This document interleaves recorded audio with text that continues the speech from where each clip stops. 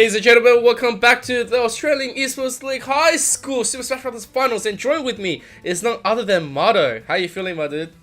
I'm feeling fantastic. Tonight is going to be such an awesome bracket. High school talent, from all across Australia as well. This is going to be really cool. Lots of raw players, younger players, and yeah, it's just going to be. I think we're going to see some fantastic competitors. Yeah, absolutely. We've always been building upon the esports, the grassroots, coming from the bottom all the way to the top. And so looking at this is going to be absolutely fantastic to see what the current representatives of OCE is going to be, especially coming from the high school side. But before we do go into that, Mado, we have some sponsors that we have to thank. Tell me, my man, how do we go?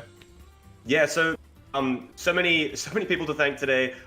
Firstly, thank you so much to Acer and Predator Gaming as our presenting partner. Providing all the education and gaming PC needs and powering the high school league. As well, thank you to the federal government as an education partner. Learn more about managing money and financial capability at moneymanage.gov.au. Thank you to ViewSonic as an education partner. Upgrade your classroom today with ViewSonic's large format interactive displays and the My Viewboard software suite. Thank you to AOC Monitor, our gaming monitor partner, obviously. Get the best gaming experience with their latest range of gaming monitors. And also, finally, thank you to Rig Gaming as our gaming headset partner. Experience great sound with Rig's gaming range of headsets. All right, thank you very much. And obviously, we thank all these partners and we thank all the sponsors to make this happen. But with also a big massive shout out to all of the people that's competing, all of the high schools, everyone that's signing up. You guys are the real MVPs right here, making this possible showing, a possible event, and of course, growing together. So if you want to join the Australian Esports League and make this an even more bigger and successful event, make sure to get our good words out by following us at AU Esports League across all of our social medias, whether that is going to be Facebook, Twitter, Instagram, YouTube, Twitch, like TikTok, everything is there. So make sure to follow us, join the Discord, and yeah, I think we're ready because we've got both players already sitting in the lobby. We've got Raphael 9995 versus RJ West, and like I haven't seen this level of talents play just yet, but if anyone else out there and all the audience, if you're here to cheer for the players, make sure to give us some insight on what you have to think. But with that being said, Mado, what is your current things that you want to predict, and what kind of what kind of characters that you're going to be predicting?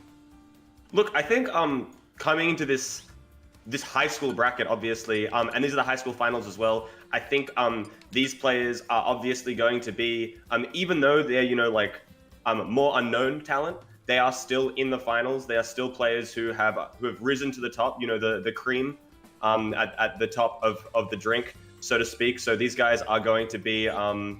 Look, I expect we'll see some really consistent picks with the Smash Ultimate meta. Like, you can't really get to the finals without, I think, having a good head on your shoulders and knowing exactly the direction that you want to play. But also, I'd love to see some experimentation as well. I'd love to see maybe some representation that we don't really see in the wider Australian scene. I know that that the climate can get a little bit stale when it's the same people coming to every event and the same people coming to every tournament. So hopefully these two guys, I think we've got Raphael and RJ West.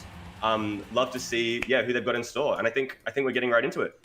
Yeah, let's do this. So we have a Steve versus Joker. This is like one of those classic matchups where Joker, everyone's seeing how amazing he can be, but Steve can just be denying a lot of platforms, voting for the resources, and already getting a nice little bit of start off. Yeah, so obviously this matchup, both characters can do a lot. We're seeing that's the bread and butter Steve combo, the up tilts into up smash, using the blocks as well to extend that combo. And I'm actually liking the grounded Elytra in neutral. It looks like Raphael really knows his stuff here. Yeah. We're already getting Arsene coming out from RJ. I think the thing with Arsene as well that you have to note is if you take lots of punishment, Arsene's just going to come out regardless. It's sort of guaranteed. Is that persona? We all know a true Arsene come out means that you're going to be having a bad time, because that is the will of the people. So Oh, nice Yeah, little there bit you go. finishing. Yeah, great usage of the gold minecart. When Steve has those gold resources, his minecart is going to go faster, and it'll be a kill move. So yeah, Raphael, and using that as like a burst option to kind of whiff punish the Tetrakan there. Yeah, I think yeah, really liking the usage of grounded Elytra in neutral. I think, and we're seeing some pick loops here as well. Yeah, Raphael looking incredibly comfortable. Like really knowing all of his Steve stuff, holding onto that stock, and he's got a diamond in the bank as well, which means as he goes into his next stock, he'll be able to craft those diamond tools straight away, which is going to be a blessing because diamond tools are seriously threatening. Some of those diamond attacks right now, he's kind of being punched around a bit by RJ, but what that means is that Arsene is going to run out, and perhaps now if Raphael does die. Oh. And they've both taken a hit from the TNT. Yeah, Steve TNT, obviously stronger near the center, so having that TNT go off right there meant that both of them got hit by the very strong hitbox, taking RJ's second stock at only a ripe 100%. Oh dear, that Raphael is so comfortable right now. He's got RJ's number in this opening pick. Feels like he already knows the correct matchup against Joker right here. And, like, I gotta say, he's got plenty of resources, plenty of stock. He's got, oh, he's gonna go for it. I thought he was gonna platform him. Could have been one of the options to just trigger the final edge play. But at this second, there's gonna be a punish onto the counter right here. And Raphael looking to be in a position to close up very soon. Yeah, looking a bit challenging for RJ. Oh, unfortunately, Raphael has just gone a bit too far there. Unfortunately, not getting the stronger Elytra boost. That is kind of one of the Steve techs when you do that upwards Elytra. Oh, and there you go. That is a gold minecart straight off the Angel platform, taking that first game for Raphael. Yeah, wow. Really dominant Raphael, I think, looking very clean with all of the Steve tech.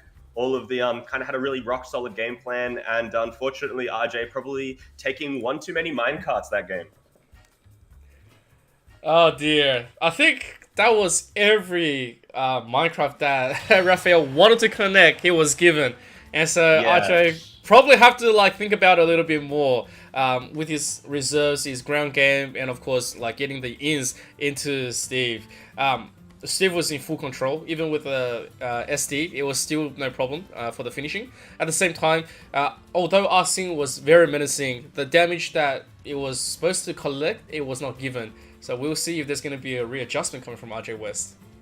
And look, RJ, I think he was clearly, like, he was looking to play reserved, it's a valid game plan, especially versus Steve.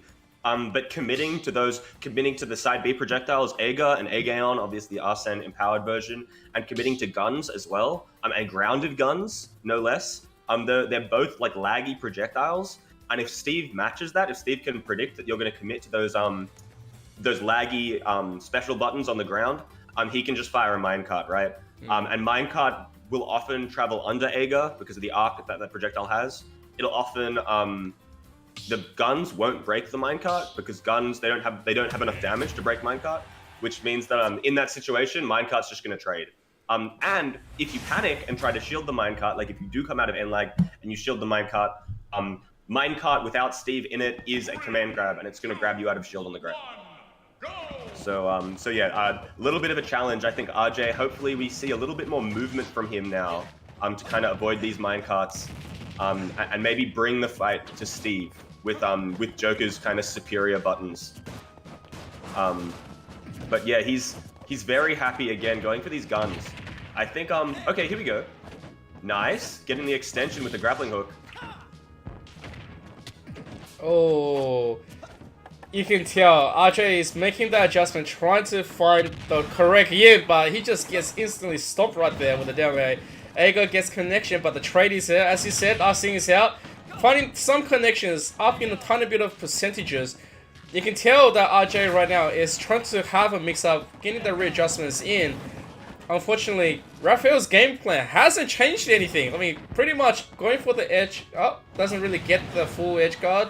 But that's going to be just fine. Gets the cut and instantly lands it. Gets some more resources. Banks the gold and the diamond for the next stock as well. I mean, look, you can clearly see, so Arsene now left the building, and wow, that was a bit of a juiced F smash there. Killing on the opposite side of the stage. Don't want to walk into that one, unfortunately, from RJ. But look, I think again, yeah, Raphael's just so much in so much control here.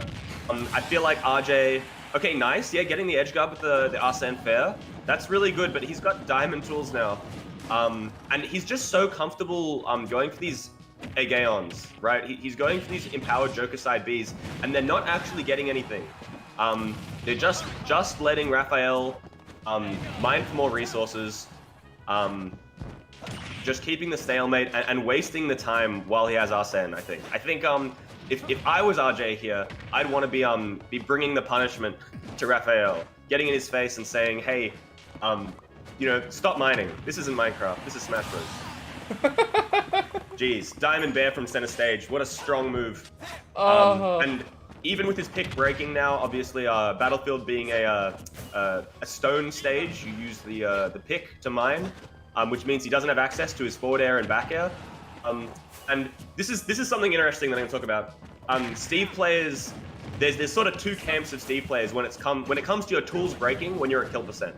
Do you make more tools and try to stretch your stock even further, or do you just let yourself die with no aerials and then use your resources next stock? And Raphael is of the second camp. He doesn't want to craft any more tools. He just wants to use his down smash, to use the moves that he does have, and it's working pretty well, surprisingly. Like mining without a pick, not getting a lot of resources, but he's being pretty conservative with how he's spending, so it's not too bad. You can see he's still just fishing. He's mining and he's just fishing around. Like, I like it. Oh, a little bit of dab coming out from Raphael, and yeah. He's rolled onto his own TNT. Yeah, that is pretty rough. That's the Steve lead strap that normally takes your opponent's stock, not yours. But yeah, just he's so comfortable like pressing this down smash, pressing these larger buttons, sticking to moves that are like lagless as well. Steve, obviously, a character that is a little bit powered up by Wi-Fi. Minecart being harder to react to with the online delay, obviously. But yeah, this insurmountable pressure is just looking so good for Raphael. Oh. It is a last stock situation though. If RJ can kind of avoid, oh no, he's got the minecart. Yeah, unfortunate. You do have to mash out of that one, and if you're hurtling towards the blast zone at 160%, I think maybe that's gonna spell your doom. So yeah, congratulations to Raphael for taking that one convincingly. That was really impressive. I think that one is super clean, where Raphael pardoned lots of pressure. He had the resources ready to go at all times. And yeah, that whole time, he pretty much got everything going for him. Like he wasn't afraid to trade. He wasn't afraid to actually insert his dominance and just say, okay, you know what? I've got the resources for the next one. Let's see where this one's gonna play out. Maybe I can do some more damage and bait you into ST with me, or I can make you come into a little bit more comfortability and make you predict what else I'm gonna do. Because the longer you leave me alone, the more stronger I come back to the next one, while I just cut you all day long. So, I think it was very much a clash of game plans, that set. You know, I felt like both players had their sort of comfort zone. Obviously, RJ with those side Bs and the kind of Joker projectile style of play, and Raphael being very happy on the minecarts. But minecart is just you know, a really dominant move, especially if you're committing to grounded options like RJ was so happy to there. But yeah, no, like great awareness from Raphael as well to not waste his resources on more tools when there was Arsene on the board. I think like that's actually like a pretty smart strategy if you're worried about potentially dying and then losing your resources. Dying to Arsene, obviously Arsene increasing Joker's kill threat. So yeah, no, really cool. And yeah, I think that was that. That was a best of 3 set. So yeah, it looks like we're gonna move on to the next one, unless we're in a best of 5 completely. I mean, I'm down for it. I am down for it. We've got plenty of games to play today. We do have a bracket to be running. Going through the bracket, it looks like QASMT Dank Destroyer has taken a 2-0 against El Macari. Hong Kong has taken a 2-0 over Bellafant. Beautiful Boy has gone down 2-1 to Being Lord, and now Raphael coming forward. The upper brackets will have the 4 players already going up and advancing, and the lower bracket is going to start running as well. Just waiting on exactly which match we're going to get to the next one, but it's going to be absolutely banger. Yeah, and we didn't say it before, but great job to Raphael, obviously representing St. Joseph's College in Geelong, and as well to RJ West, representing Cath West Innovation College. So yeah, doing your high schools proud, guys. It's really awesome to see, and congratulations, and yeah, hopefully some of your schoolmates are watching on, seeing you in the finals of this awesome event. Damn right. Back then when we were playing Nintendo 64 Super Smash Bros, I'm gonna sound really old now, but like, you know, we wish we had this much things going on. Like back then, internet, we were on dial-up, you know, getting a cable was like a luxury, and playing over Nintendo 64, it was just, come over this weekend, we're playing Smash all day long, you know? Yeah, no, it's really great. Great that we have this online infrastructure. Great that we have such an awesome community as well. It looks like we've got the players rocking up now for this next set. We've got Honk. I think Honk is SJC. Yeah, so we've got Honk and Dank Destroyer. SJC, another player coming in from St. Joseph's College Geelong. So potentially Raphael's friend, and Dank Destroyer from QA SMT, the Queensland Academy of Science, Math and Technology. Wow. Oh, they're already in. Academy of a lot. Yeah, I know. That's awesome. Oh, let's go. We got a Ness versus an Ike, and this is what I like. It's like the lightest character versus one of the heaviest that can finish you off really early with the executions. So combos... Yeah, well, that is actually a misconception. So Ness is not actually a light character. He's middleweight. But his air control and air momentum is floating, right? So he's not actually lightweight, but he is a floaty character. With the way he controls as well, right? Obviously, he has that like the telekinesis double jump, which only a couple of characters have, and yeah, the way he controls is quite floaty. But yeah, Ike obviously as well. Ike not a fast faller. He falls at like a pretty regular speed, but he is very heavy. He's a big guy. He's got big muscles and he's got a big sword, which means that Ness back throw there is not going to kill you. But Honk looking very comfortable with this. This PK Thunder PK Thunder edge guard looks really good, but then doing it on stage, unfortunate. Okay, yeah, back throw. Yeah, there you go. Even staled after one usage, the back throw is still going to kill at 120. So great awareness there. Obviously, Ness back throw, one of the most infamous kill moves in the game. But Jeff setting up for this ledge trap here, and dash attack. Fantastic. Ike dash attack is just such a great burst option. Kills off the top. You can hit it anywhere on the stage. It's really, really good. And also, like, just want to point out, Dank Destroyer looking really clean with his SDI. Like, getting out of these PK fires really quickly. That's something that you have to do versus Ness, especially if the Ness is using it a lot in neutral. The same way Honk is here. You don't want to let them have any free follow-ups, just like that. Like, really great SDI out straight away and jumping straight out of that combo.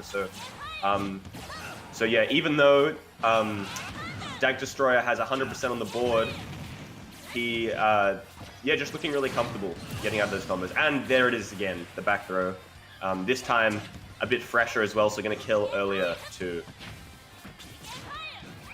Oh. Yeah, I think no, if you've got something to say. No. I was just looking at this. Oh no, Nintendo. A little bit of a tiny lag right there, but at the same time, I'm just liking the control coming from Honk. He's got nothing but like he's just making the reads unpredictable, and it's really hard coming out for a Dank Destroyer. He's just not getting that game plan working for him. I think obviously, oh nice, yeah, catching the regrab. So obviously Honk grabbed the ledge and then got hit up stage. So I'm catching the vulnerability there from Honk on the ledge. But yeah, I think Dank Destroyer is committing to a very grounded game plan versus these PK fires, and really not getting the most mileage out of Ike's big sword here. I think, okay, I like that. Yeah, using the grab, obviously Ike, a character that you want to shield against a lot. You don't want to get caught by any of his his giant aerials. So so mixing it up with the tomahawk now and then is going to be incredibly valuable. Yeah, if you're Dank Destroyer here, you really want to take this stock in this ledge trap. Nice dash back F tilt. That's going to seal it. And now look, 77% deficit isn't impossible for Dank Destroyer. No, definitely not. Especially with, like, he just needs one control, like one chance, and that's the end of your life.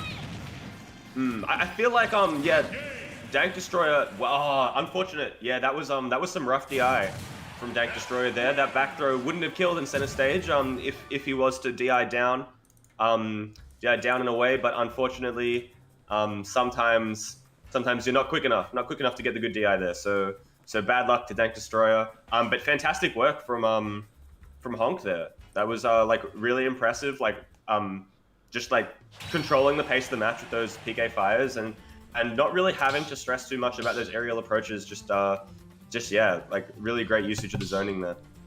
Yeah, very well done. Taking that one nice and convincingly on the first one. I just gotta say, in the beginning I wasn't thinking to get this level of talent, but here we are. We got players ready to go roaring to go at each other and just putting the best of themselves out. If this is what we're going to be getting afternoon, it's going to be amazing. I have to say, I'm really impressed. Like, Honk's played fantastically well. Both the players in the last game played fantastically well. But Dank Destroyer's ledge trapping there, I think that level of patience is something that you often don't see in a, you know, in a tournament full of younger players, full of players who maybe aren't veteran Smash players, right? Like, ledge trapping is a skill that is all about patience, and it's all about you know, not overextending yourself, and it's all about like taking what you can get and just extending your advantage, not necessarily going for something flashy or going for, you know, some crazy combo. And it was really cool to see Dank Destroyer actually getting that one. Like, you know, even though he lost that game, I'm excited to see the rest of his run. Potentially, maybe we could see a game 3 here. I'd love to see Dank Destroyer take this to game 3. And yeah, he's swapping to Wolf, which I think is, you know, a similar character, in the similar vein of Ike, you know, a character all about patience, about taking what you can get and extending your advantage. And maybe the idea of the reflector is what he needed after he was struggling with those PK fires. I think it's a good little bit of swap up. Oh, the beginning is a little bit rough. He instantly gets a jump in. Oh, here we go. Yeah, no, great. Jump in there and then getting the down smash as well. And yeah, looking for these down smash 2 frames, obviously an infamous Wolf move. And same with the landing there. Like, these are kind of this is kind of a window into like the meta of Smash Bros. Ultimate. And he's just looking so good. And he looked for the roll in F smash read as well. Yeah, Dank is looking very comfortable here. Yeah, unfortunate Honk missing that that PK Thunder 2 back to ledge. And yeah, and the Dank ledge trapping, like, just kind of keeping stage control here and looking very comfortable. These PK fires are coming out again, though. Oh, fantastic play and recovery from Honk. He's now detecting what's going on. Both sides is ready to finish off 134 versus 114% in live. Anything can just pretty much guarantee the stock. Yeah, look, I think like Honk obviously going for those forward airs. That's not going to kill, but the back throw definitely is. And yeah, going for a cheeky little taunt from Honk there. I think you can't count Dank Destroyer out though. He looks very nice. The magnet combo extension, that was really clean. That was incredibly cool. Going for that that PK fire into fair into a magnet extension, and then getting a little yo-yo gimp with the directional air dodge as well. Unfortunate that Dank went for that air dodge, but look, there's a full 1 stock difference that Dank is gonna have to make back here. But I wouldn't put it past him, actually. You know, he's clearly got a really good understanding of the game, and like knows the moves he has to use. It's just gonna be, can he get around this game plan? Yeah, there you go. That PK Thunder 2, pretty crazy from Honk, taking a bit of a risk there, but it was paying off for a clean 2-0.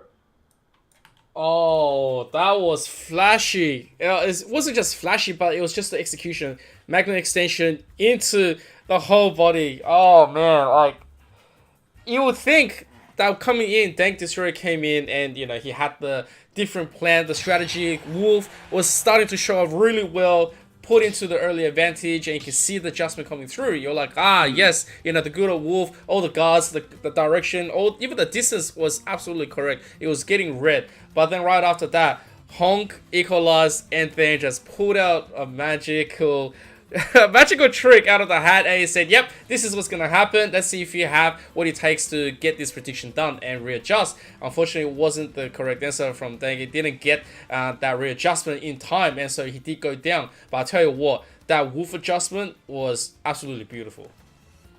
I think it was really cool to see both these players. I think they kind of, in a weird way, like Honk obviously had such a rigid game plan, like a really strong game plan with the PK Fire, the usage of the PK Thunder. Like, I felt like there were some moves that Honk just didn't use. Like, Honk knew exactly what moves they had to use, knew exactly, like, these are my low risk, high reward moves, and I'm just going to keep using them.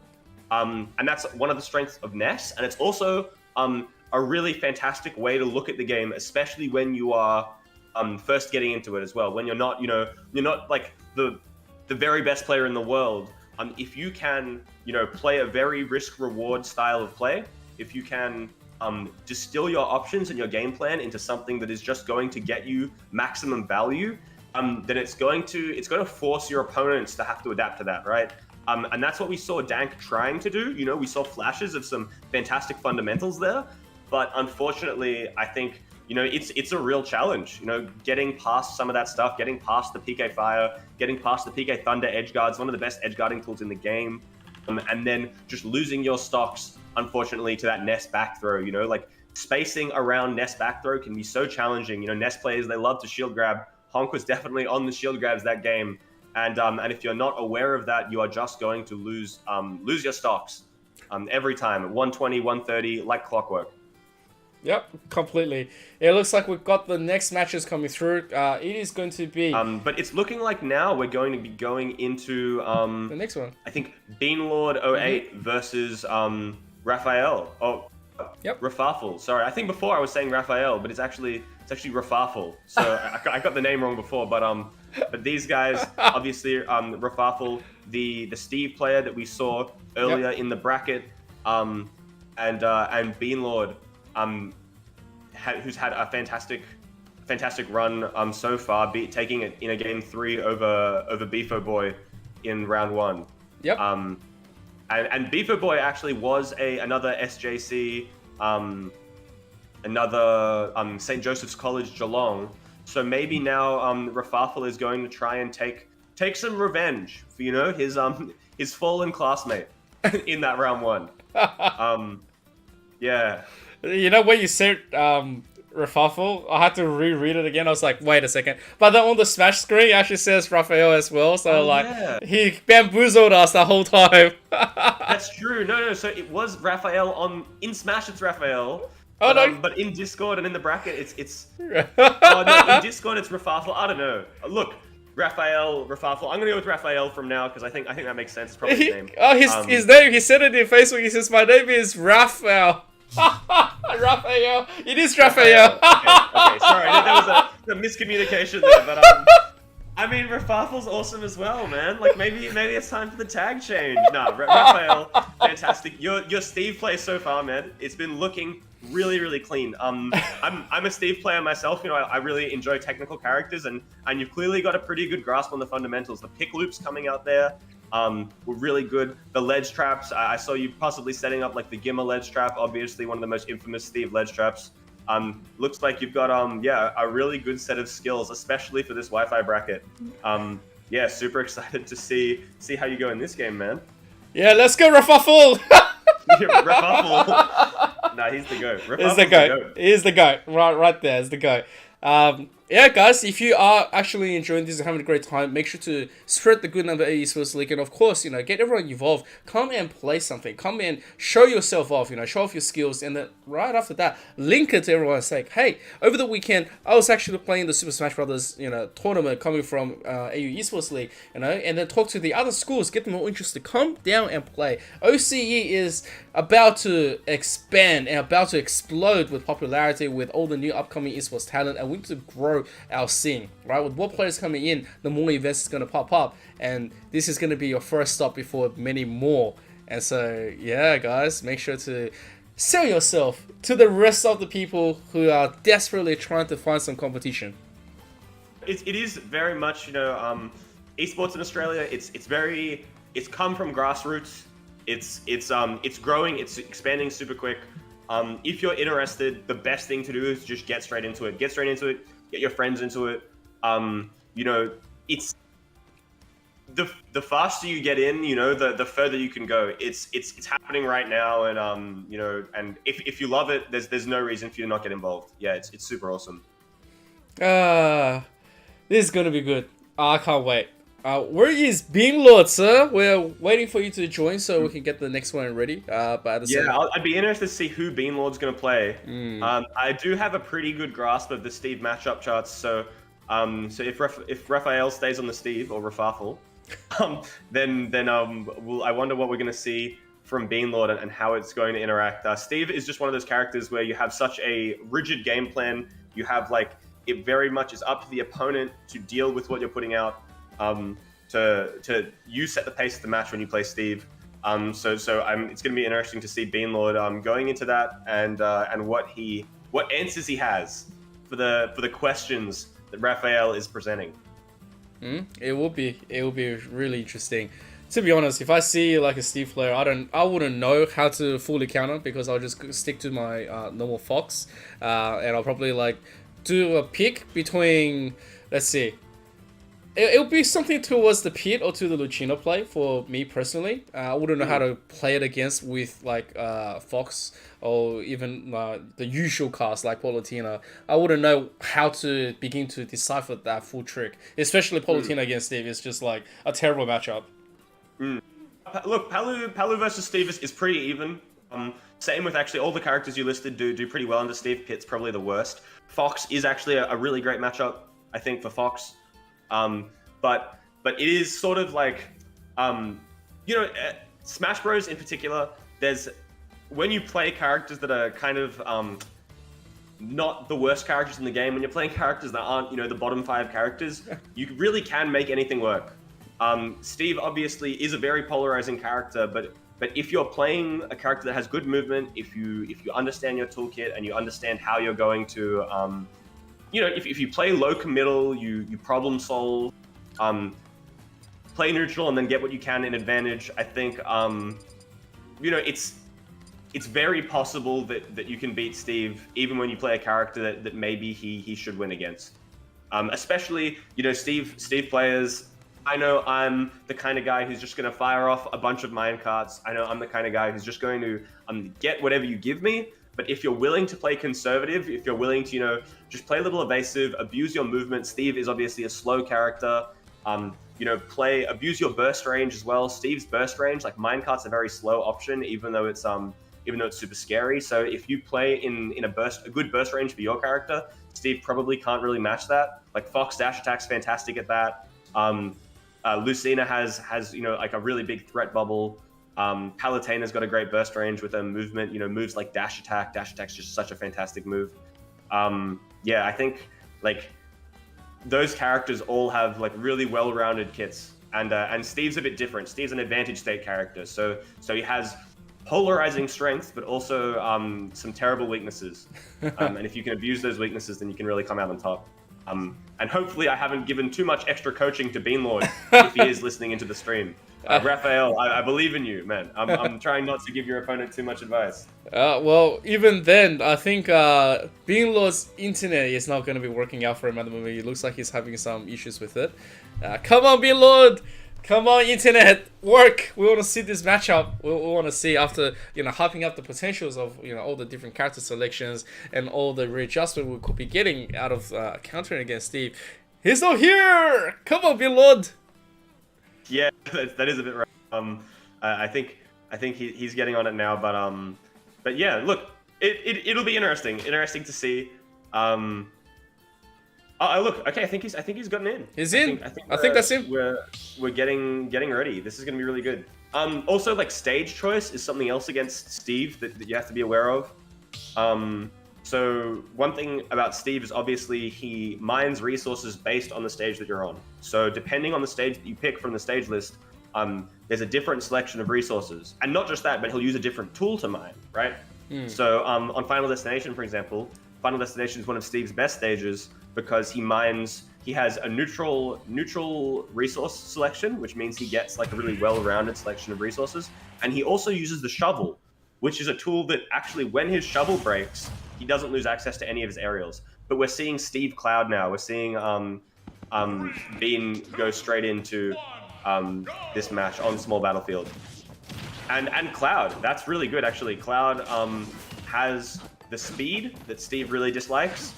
He can outspeed Steve really easily, and he also has like some fantastic disjointed safe aerials.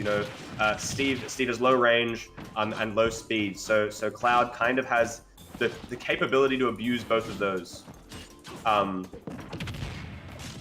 like even here, you can kind of see Beanlord is controlling the pace of the match, just like keeping this unrelenting pressure on Raphael, and like forcing him as well to use his resources, right? Like Raphael in the previous games, we saw how many free minecarts he got, how he was able to just fire these off. But in this case, Beanlord or Ethan, he's keeping the pressure up and stopping Raphael from mining at all and taking that first stock now. Really nice. Like looking like Ethan has like actually like a really good grasp of this matchup. Using these full hops to get around the minecarts. Yeah, just like playing really smart. And unfortunately, Raphael not getting that little that up tilt extension.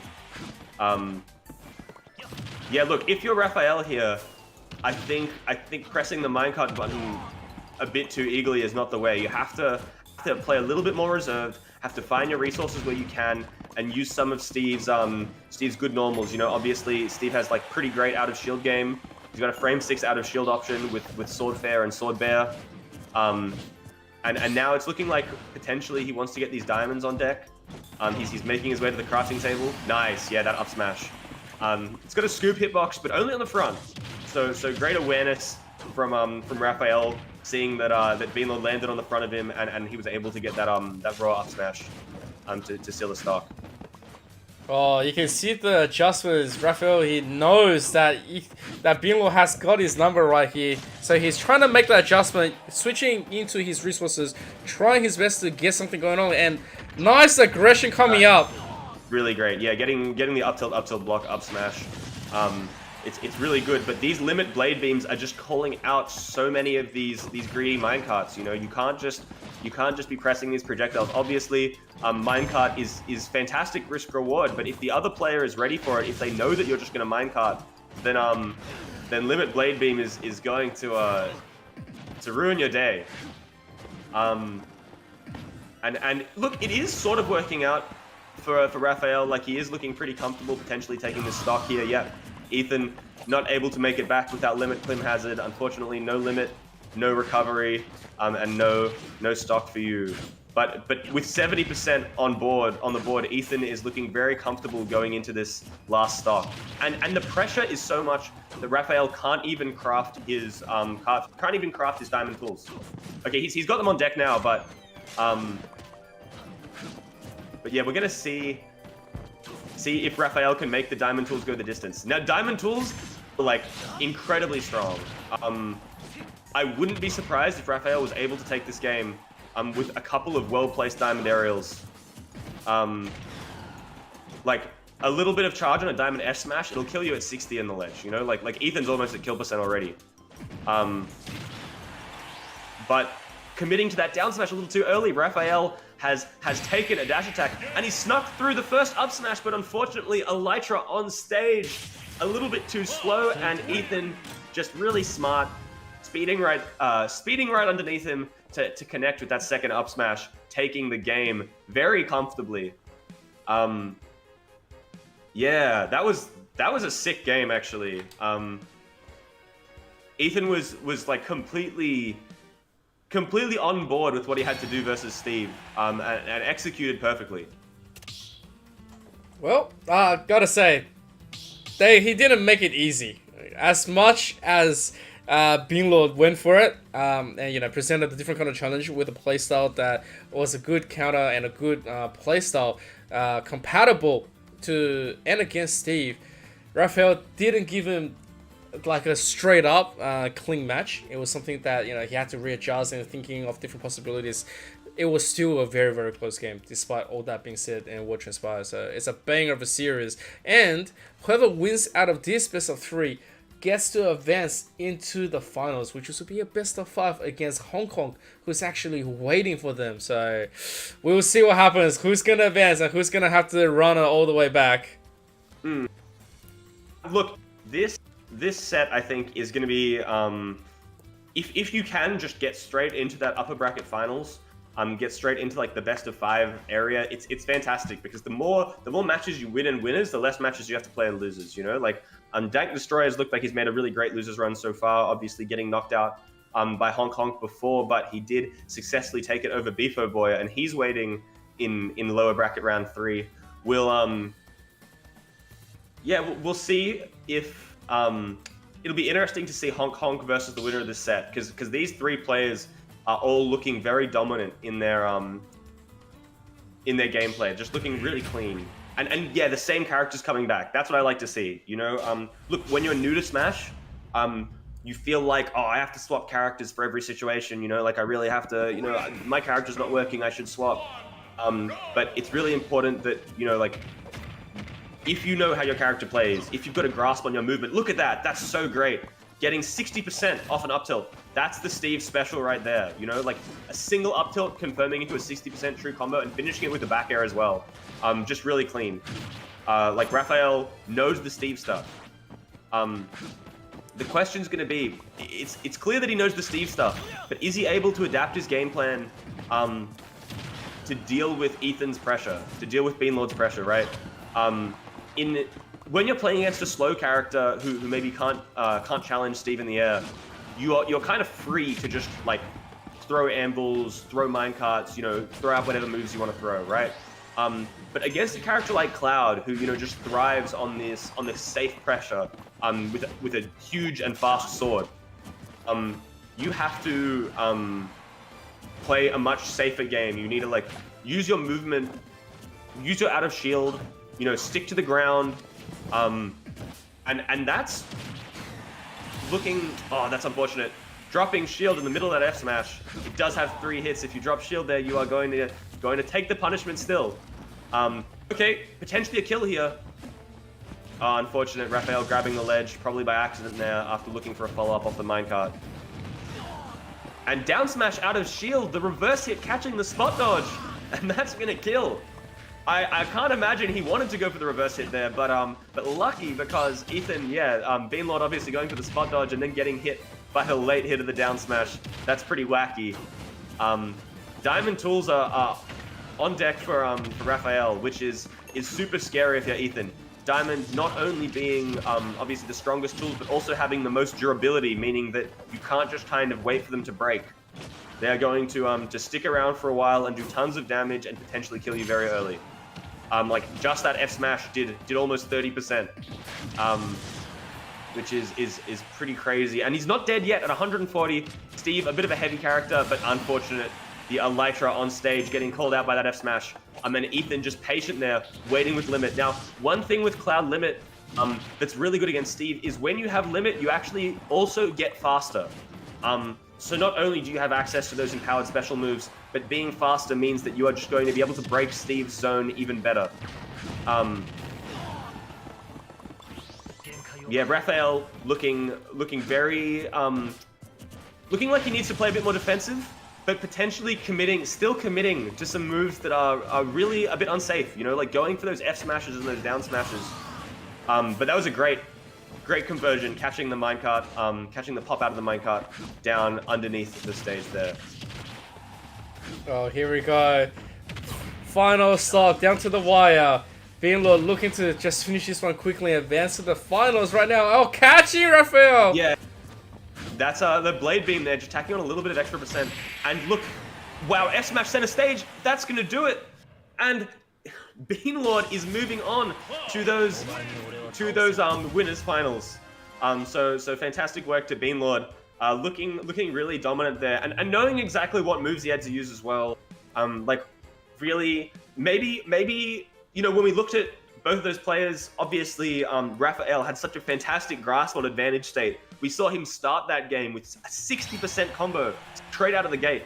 But Ethan Beanlord just so you know, like I think the decision making and the adaptation from Beanlord was a cut above. You know, like it really was a bit of an outplay in that set. You know, probably even though it went so close, I feel like Beanlord won neutral maybe like twice as many times as Raphael did, and I think that's proof of a really strong player there. So congratulations to Beanlord. Yeah, absolutely. Very, very well thought of battle plan as well. With that cloud, like you can see that he took the right distancing, he exchanged what he could. And on top, I think the biggest one for me is that you can see him in full control of Cloud's character. Like he's not going to fall into the Steve bait as easy as before, where he goes, you know what, we're both heavy. I'm happy to just trade up, sit up. My limit's going to keep on going up as you're finding the resources. If you do, you know, come in, get caught by me, that's just going to be what my thinking thought is going to be anyway. And when I go and punish you and challenge with the blade beams, catching you half the time and then finishing off onto the run-ins, that's always going to be working out into his favor, where Steve was kind of struggling just a tiny little bit. Not that saying that he wasn't preparing, like he threw out so many different baits that it was like 200 IQ. It's just that Beanlord was able to keep on fighting it, disputed, and obviously making into a 2-0 victory over, where both games were super close. Now, yeah, that was an interesting thing as well. So traditionally, projectiles actually aren't that great against Steve, because when you play Steve, you can actually use your building, right, like neutral special, which is build, to build a wall, and the wall will block all your projectiles, so you can mine safely behind that. So Raphael didn't really capitalize on that. I'd love to see potentially if he comes up again, maybe some more usage of that building, because that's one of Steve's greatest strengths. The fact that he can build a wall in neutral, that he can mine behind that wall, and that actually creates an advantageous like RPS for the Steve player. Yeah, and that would have beaten the blade beams, right? Like the blade beams that were interrupting the mining and were interrupting the mine carts and were causing so much trouble for old mate Raphael. But unfortunately, that's in the past, and in the present, we've got Honk and Beanlord going at it for some Cloud Ness gameplay. And Ness cannot build any walls, which means these blade beams are going to be a little bit annoying, especially if they're beating PK Fire like that. Oh, but quadruple fair, that's unfortunate. You have to DI out and then air dodge in that situation. I think he was probably holding in, trying to not get knocked too far from the stage. But if you hold in there, it's actually going to make the combo work even better. So yeah, a little bit of a knowledge check there for our Beanlord who. You wanted to say Beamlord, didn't you? Yeah, I did. It's difficult. It's Ethan. It's Beanlord. I don't know, man. But here we go. So Honk is looking so in control again. Like just really happy to go for those kind of like dashback PK fires. Calling out Ethan for just like pressing buttons. You know, like recognizing that like, hey, you know, like he's just like throwing out some random down smashes. He's throwing out random F smash. Okay, well that one, Honk dropping shield in the middle of the F smash, probably not what you want to do. But yeah, like even there, like just going for those random up Bs. If Honk can keep playing reserved and punishing these button presses, could be really good. Now, one thing that I'm not sure whether Honk is going to catch on to or not, but Psi Magnet, like PSI Magnet, the Nest down special, will actually absorb Blade Beam and limit Blade Beam. So if Honk plays a bit patient here and has the opportunity to absorb some of those Blade Beams, they could reverse this deficit. But unfortunately, can't heal a stock back, and that F smash is completely decimating Honk, and putting Ethan comfortably in the lead with Limit coming online in just a second. Oh, nice adjustments coming from Being Lord here. He's really making these ones just work. But here comes the back throw. Goodbye. Yeah, gonna do it. That one was obviously that's the Nest special. We saw Honk just like roll twice into the corner there and just wait in shield to catch that back throw. You know, you have to catch on to that. If there's a Nest, if the Nest player is waiting on the ledge in shield, there's only one thought in their brain. It's back throw. And Honk was able to set that up and find that back throw. Unfortunately, Ethan not able to catch on and losing the stock a ripe 100%. Pretty tight up here though. Yeah, final stock for both sides. Oh, oh man, the opportunity is just being thrown. Ethan looking like really comfortable going for these up Bs out of shield. It's such a great option. It's a really fantastic out of shield option. It does like 22% or 23% or something in total if you hit both hits. And you can mix up whether you go for the downwards hit or not. Going for that early back throw to get him off stage, that is going to mean that the back throw is going to be more stale now though. So any future back throws are going to kill slightly later. Oh. But once you get to 120, the staling shouldn't matter too much. Here we go, nice. Really smart by Honk going for that Nair, Ness's fastest out of shield option. Oh, nice grab. Good catch, Yes. not enough. That was a really good grab from Ethan. Obviously, the Nest player just wants to hang out there in shield. Hopefully you attack their shield and they can just grab you, shield grab you on reaction. Oh, that Nair! Not gonna do it. He's air dodged back. Doesn't make it. Unfortunate. Oh. There you go. Honk taking game one in an incredible last hit situation. Yeah, just shout outs to Beanlord for that grab. Like, I think he was clearly aware of, like, hey, Honk wants to back throw me again. They're waiting at the ledge in their shield. I'm not going to attack this shield. I'm not going to get shield grabbed and die. I'm just going to run up and grab. I'm going to put them off stage and get a ledge trap situation. And that was just like, it was smart. It shows like really good awareness. That's like a strong adaptation, you know, like that's taking it from the level 1 to the level 2. And yeah, really great work from Ethan, from Beanlord for that one. But Honk, just knowing exactly where to put those hitboxes, you know, that Nair, such a fantastic, like a really quick move that sends very horizontally, makes it really hard for Cloud to recover, especially with no limit. Well, let's see what the adjustment is going to be, because right now, if we're looking at both sides, it is still pretty much even, where you know, it was back and forth and they trade well. One side was not really overdoing the other, and both sides had that had that gathering all the way properly. I think when it came down to it, both sides was pretty competent in their ways of playing, and it just sees who's better in terms of that mentality.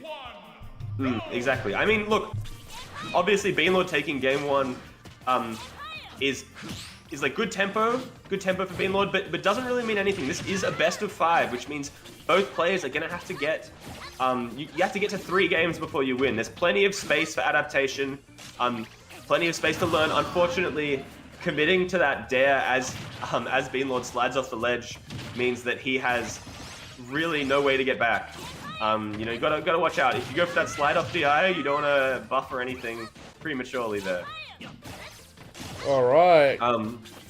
Lots of control. Seriously, like if you look at how Honk is playing right now, he's actually adjusted to his element. I'm liking like more usage of these quicker moves. You know, like less PK5. Oh, there you go, finishing touch.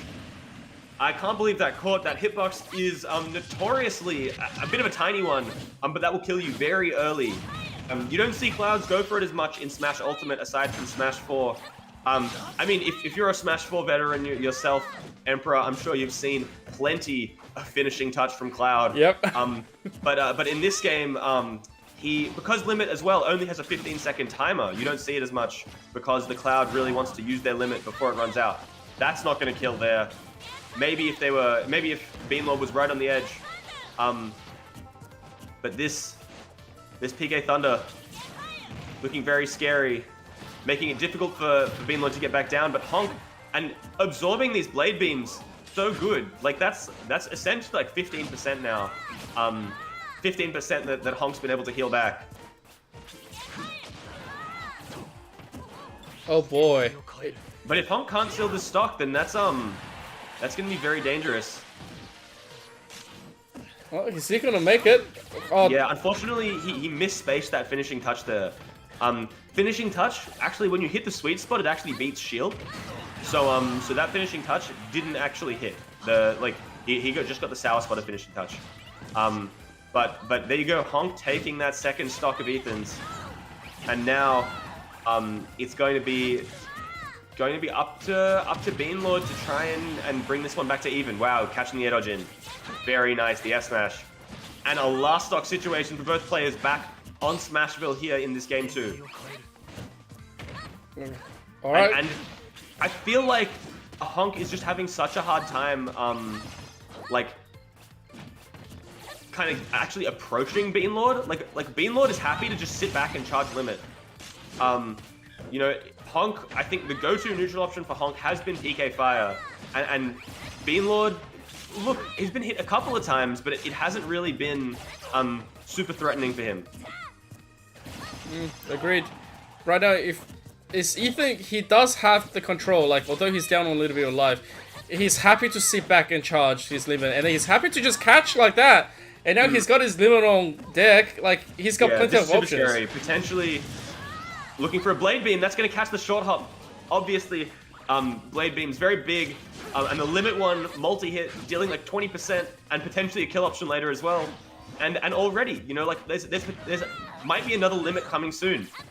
And at 90%, honestly, Ethan's probably not even worried about a back throw. This is exactly where Ethan wants to be.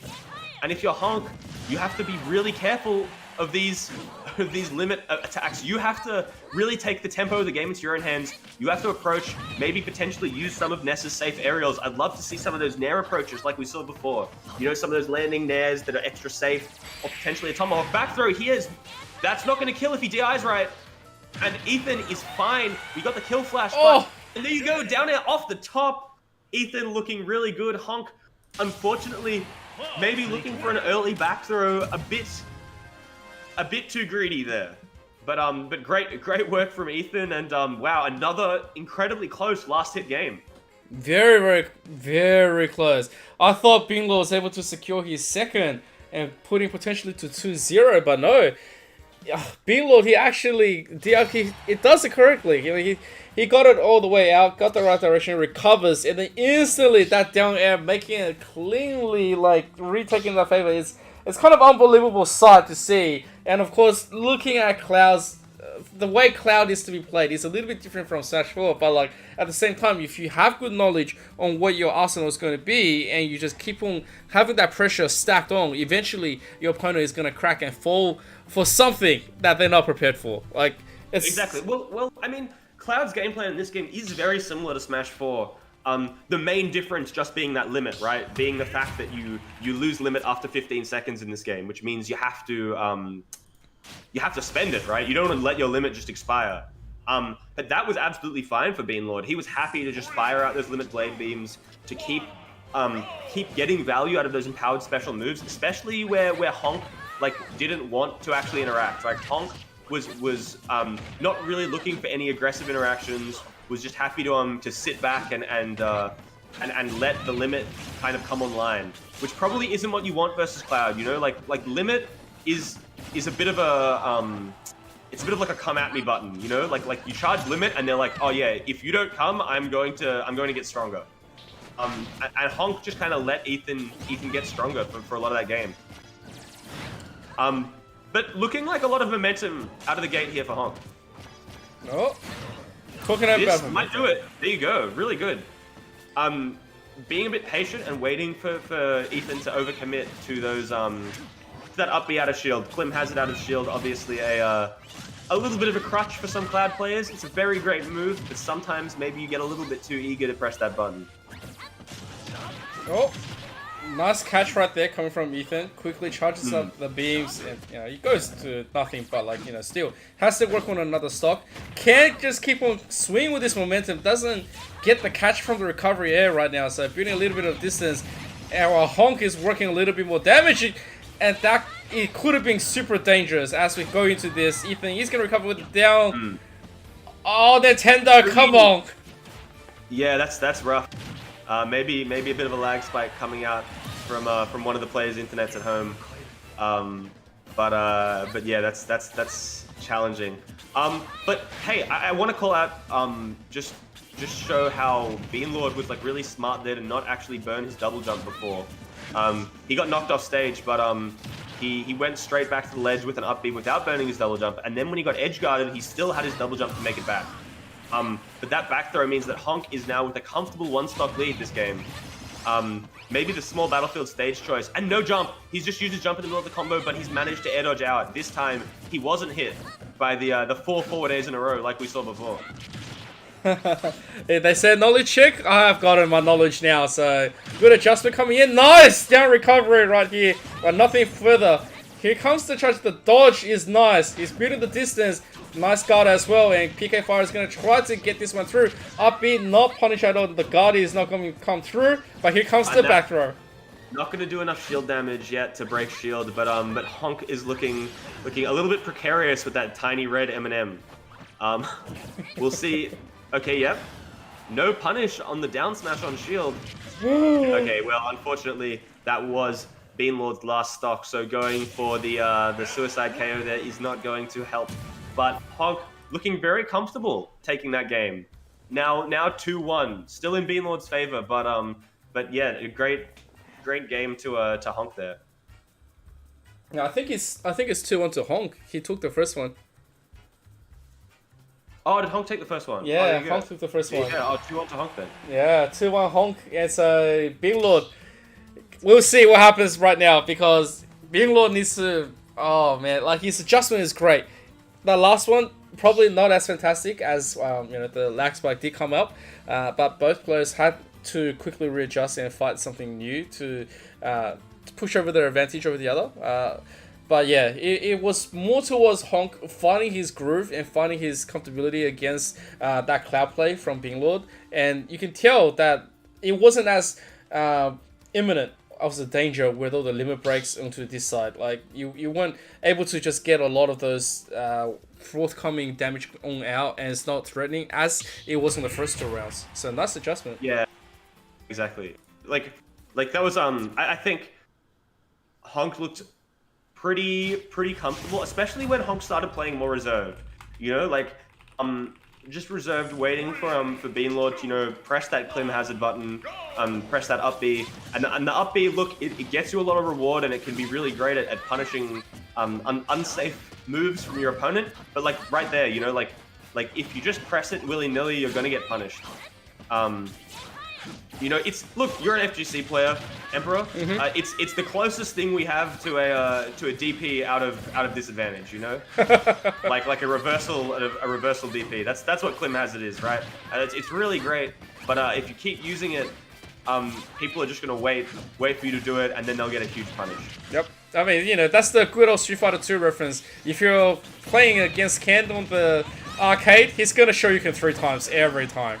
You just wait. But now Ethan looking pretty comfortable, but this limit is going to run out soon. He's got to commit to something. Yeah, he's just used it for a finishing touch. Maybe not the biggest reward, but hey, looking like just kind of giving up the ledge, dashing back. Not looking for a ledge trap on Honk there. I feel like if Beanlord could take a page out of Dank Destroyer's book and look for some of these ledge traps, potentially he could be sealing so many stocks, like when Honk's at kill percent here, using that Cloud F tilt and that, nice usage of the baseball bat from Honk. that F smash is also a reflector. One of the strongest reflectors in the game, actually. It has a reflection coefficient of 2.0, which means that it's going to do double damage when Honk hits it back at you. Maybe taunting there wasn't the best option, Honk. That's the taunt to get bodied. Oh dear. Here we go. Not gonna get anything out of that pick of fire right after. Nice response coming from Beanlord, and Beanlord falling to another one right here. Oh my god! He pulled it off! Nice. That was so nice. Jab lock with Magnet. I can't say I was expecting that from Honk. Honk has just kind of been fishing for PK fire this whole game, this whole tournament, and then comes out with something like a Magnet jab lock. That's incredible, actually. You know, that's a pretty technical Ness option there to get that jab lock. Obviously, jab locking is a Smash Bros. A trick where when you send somebody into a tech situation and they don't tech, you can hit them with a move that has very light knockback, and it will extend the time that they're in that grounded hit stun animation, and then you can kind of follow up with something big like an F smash, which is what Honk did, and it true comboed into that kill essentially. So really impressive. Oh man, everything just missed Honk right there, and Beanlord is probably thinking, what just happened? At the same time, here comes the whole edge. Oh, getting the stage, that was so clean. The rock croc stage spike off the underside of that small battlefield, and then finding the fair off stage, using that rising back air, Ness's aerial momentum. That was really great from Honk. Holy crap, that was awesome. Oh, that was insane. That was absolutely insane. And so that means SJC Honk, he's going to be advancing to the grand finals, waiting where Beanlord is going to be sent down to the lower bracket, have to run it back. Looking like we have another best of 3 at the second. It looks like it's lower bracket round 3. So it's going to be Dank Destroyer against the winner between Raphael and Elmar Kaori. I'm not sure if you... lower bracket 3 has been delayed for now, so we're gonna go into a quick BRB. We'll be right back in about 5 minutes, where we'll be finishing off the rest of this competition. So don't go anywhere, and we'll see you very soon. Yeah, thanks so much, guys. Stay tuned. It's gonna be a crazy grand finals and a crazy losers finals. Hey, I'm Rose Danielle. I'm a cosplayer, streamer, AV tech, and a massive Destiny fan. I'm going to check out how Destiny 2 runs on the Nitro 5.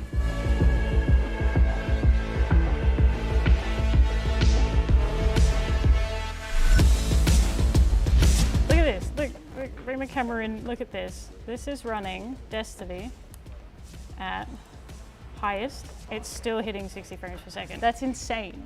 That is absolutely insane. I don't believe it. I cannot fathom that this thing has that much grunt in such a tiny form factor. And there's so much going on the screen at the same time, like particle effects and stuff. And I can barely hear the fans too. If I had headphones on while I was gaming, you wouldn't even hear it. I like this thing. Can I take this?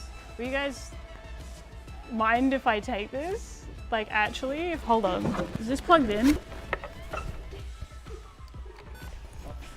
This, wait, smooth, get away. It's fine.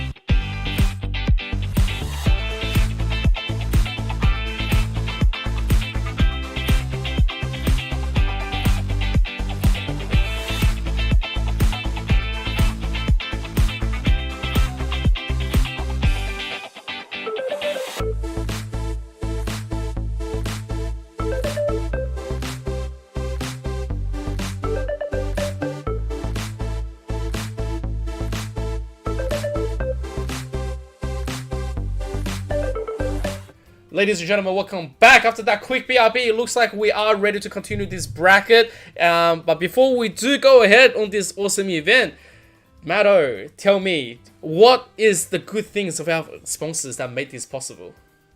I just, it's really important that we thank everyone who's been able to help us put this event together. With like Acer and Predator Gaming as our presenting partner. They're providing all your gaming and education PC needs, and powering the high school league. Also like to thank the federal government as an education partner.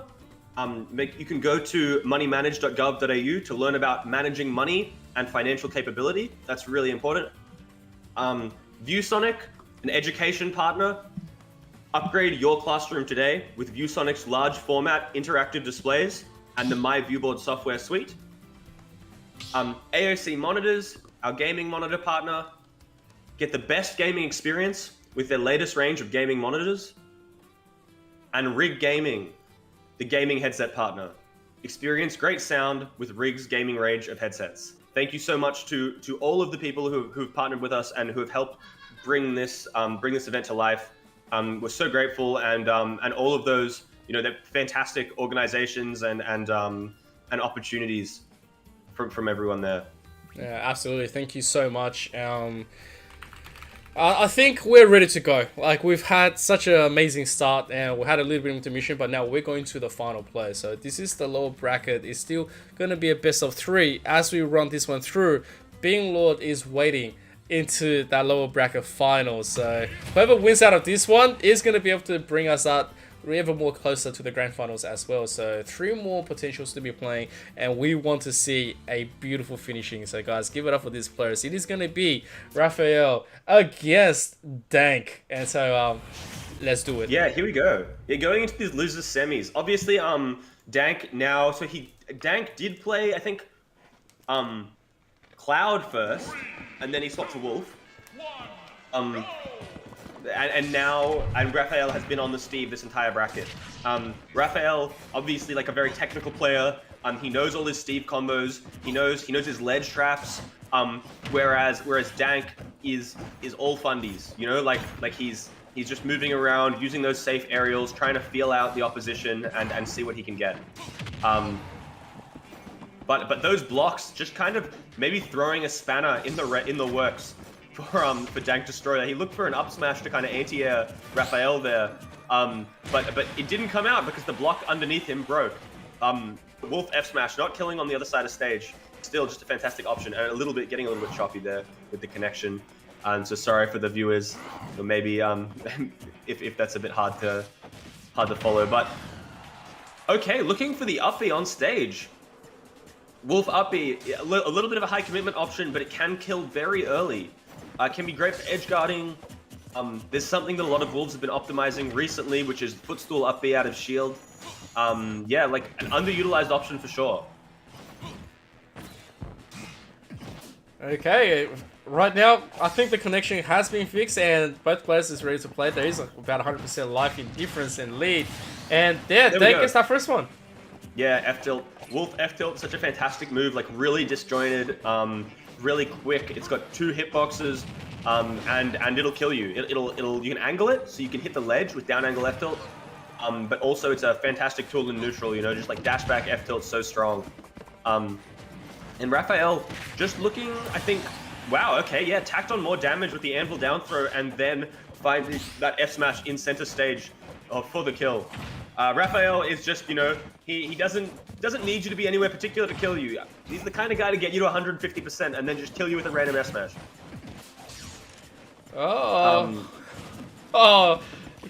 This is okay. I mean, the resources have started to come around for Raphael, and he's already built that confidence through it. Here comes the readjustment, and you can see it already working out in his favor.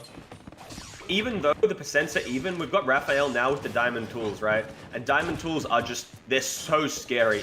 They're so, like, they literally put Steve up on the tier list. Like, Steve with diamond tools is like, probably like a top tier character. Steve without diamond tools is still really good though.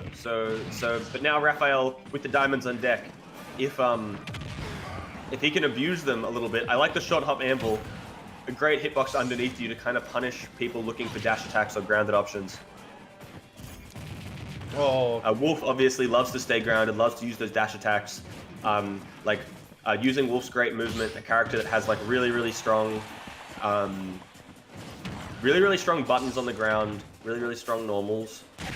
Okay, here we go. Yeah, Raphael, he loves going on stage with his recovery. Raphael, he's a huge on-stage Elytra enjoyer. But unfortunately, you know, if there's a dog there waiting to punch you in the face, it's not where you want to go. Oh, I love that analogy right there. So, as we go back, final stock. Final stock, yeah, that gold minecart. It's just so quick. If you press a button, and Steve's already in the gold minecart, that strong hitbox is just going to do so much damage. And look, it is final stock, and Raphael has diamonds, which means like look at that, 2 interactions and already 50% on the board for Jeff. Okay, we've had a little bit of a pause in the game. Oh, no! come I hate to see on. the connection error there. That's pretty tragic. Don't tell me that. Oh. Just when it was last stock with such high percents on both of them there. That's pretty tragic. I think we'll have to remake that arena now. But yeah, unfortunate that happened to those guys. I'm sure they'll hop back into it shortly. But yeah, we just have to remake that one. I think the procedure here at AEL for when something like that happens is they both go in and they return to the state that the game was. Apparently they drop their stocks to 1 and they Yeah. and try to play from a similar game state there. Yeah. Okay. But like yeah, I mean it was going pretty close. Unfortunately, we've got this little brief intermission here, but but it'll be interesting to see if what this last hit's gonna go like.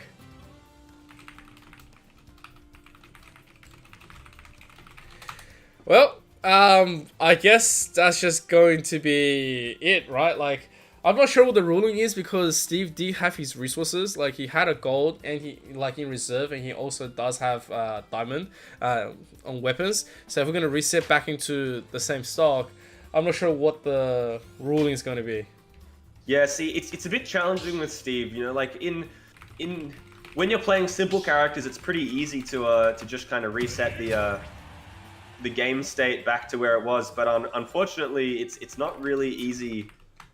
They might just replay the set. They replay the game potentially. I mean, it was pretty even, but yeah, it might just be a replay, which is a little bit annoying. 3, 2, 1, go! Oh, I think they're just gonna replay it. Yeah, that makes sense. Okay. It is a bit hard because obviously, you know, if it happens again, that a decision will probably have to be made. But if the connection's fine, then this replay should be fine. But yeah, Dank looking pretty smart. I like the reflector for the anvil. If he can call out one of these anvils and disadvantage, you know, Steve is a character that just loves to go for reversals. Like minecart out of disadvantage and anvil out of disadvantage are just, you know, such amazing reversal options. But if you're playing a character like Wolf who has the reflector, you can just kind of start that reflector up and really punish the Steve player for wanting to use those get out of jail free cards. Oh, it feels like he's starting to pile up the pressure. Doesn't even give Raphael any time to mine for those resources. He's still got nothing right now. Trying to get a fish out of this and the recovery into the edge, and it's nicely guarded. Yeah, no, this ledge trapping is looking really nice, and Raphael unfortunately not able to make it back. He had no iron, so he couldn't minecart. He had to go for an elytra there, and unfortunately didn't do the elytra. Didn't make it back correctly. Didn't use the elytra can be really tricky to use to get maximum distance, and sometimes you want to mix it up and be a bit more unpredictable. But you have to be aware there. And now it is looking so dominant for Dank Destroyer. He's a stock ahead, and not just a stock ahead, but now 100% ahead as well. So like a stock and a bit. And if he can get this stock, this ledge trapping is so nice. Catching the roll in from Raphael. Is he gonna roll again? No, but he's re-grabbed the ledge, which means the down tilt is going to catch the no legend vulnerability, and he's looking for another roll. Dank Destroyer was ready to catch that second roll, but unfortunately just misspaced it, and then the up smash, anti-airing the Elytra on stage. It's looking like Dank Destroyer has Raphael's number here. Download complete. He's actually got all the playbook ready up. And 100%. You know, this is like such a textbook example on why Smash is a game, you know, is a fighting game at its core. You know, you need to be unpredictable. Even if you have your great combos down, even if you have, you know, a rigid game plan, as soon as you become predictable and your opponent catches onto it, you know, the game's lost. And that's how it's looking here. You know, unless Raphael can maybe change up what he's doing a little bit, it's going to be really difficult because Dank Destroyer knows exactly what he has to do to beat these options that Raphael keeps picking. Alright, has to work a lot for this. Finally Yeah, gets that smash. first stock. But now he's at 110%. Look, if he can get some agreed. That was great. He wanted to keep mining. He wanted to look for those diamonds, but unfortunately, he just mined a little bit too long. I think maybe he had the idea he like really wanted to get diamonds before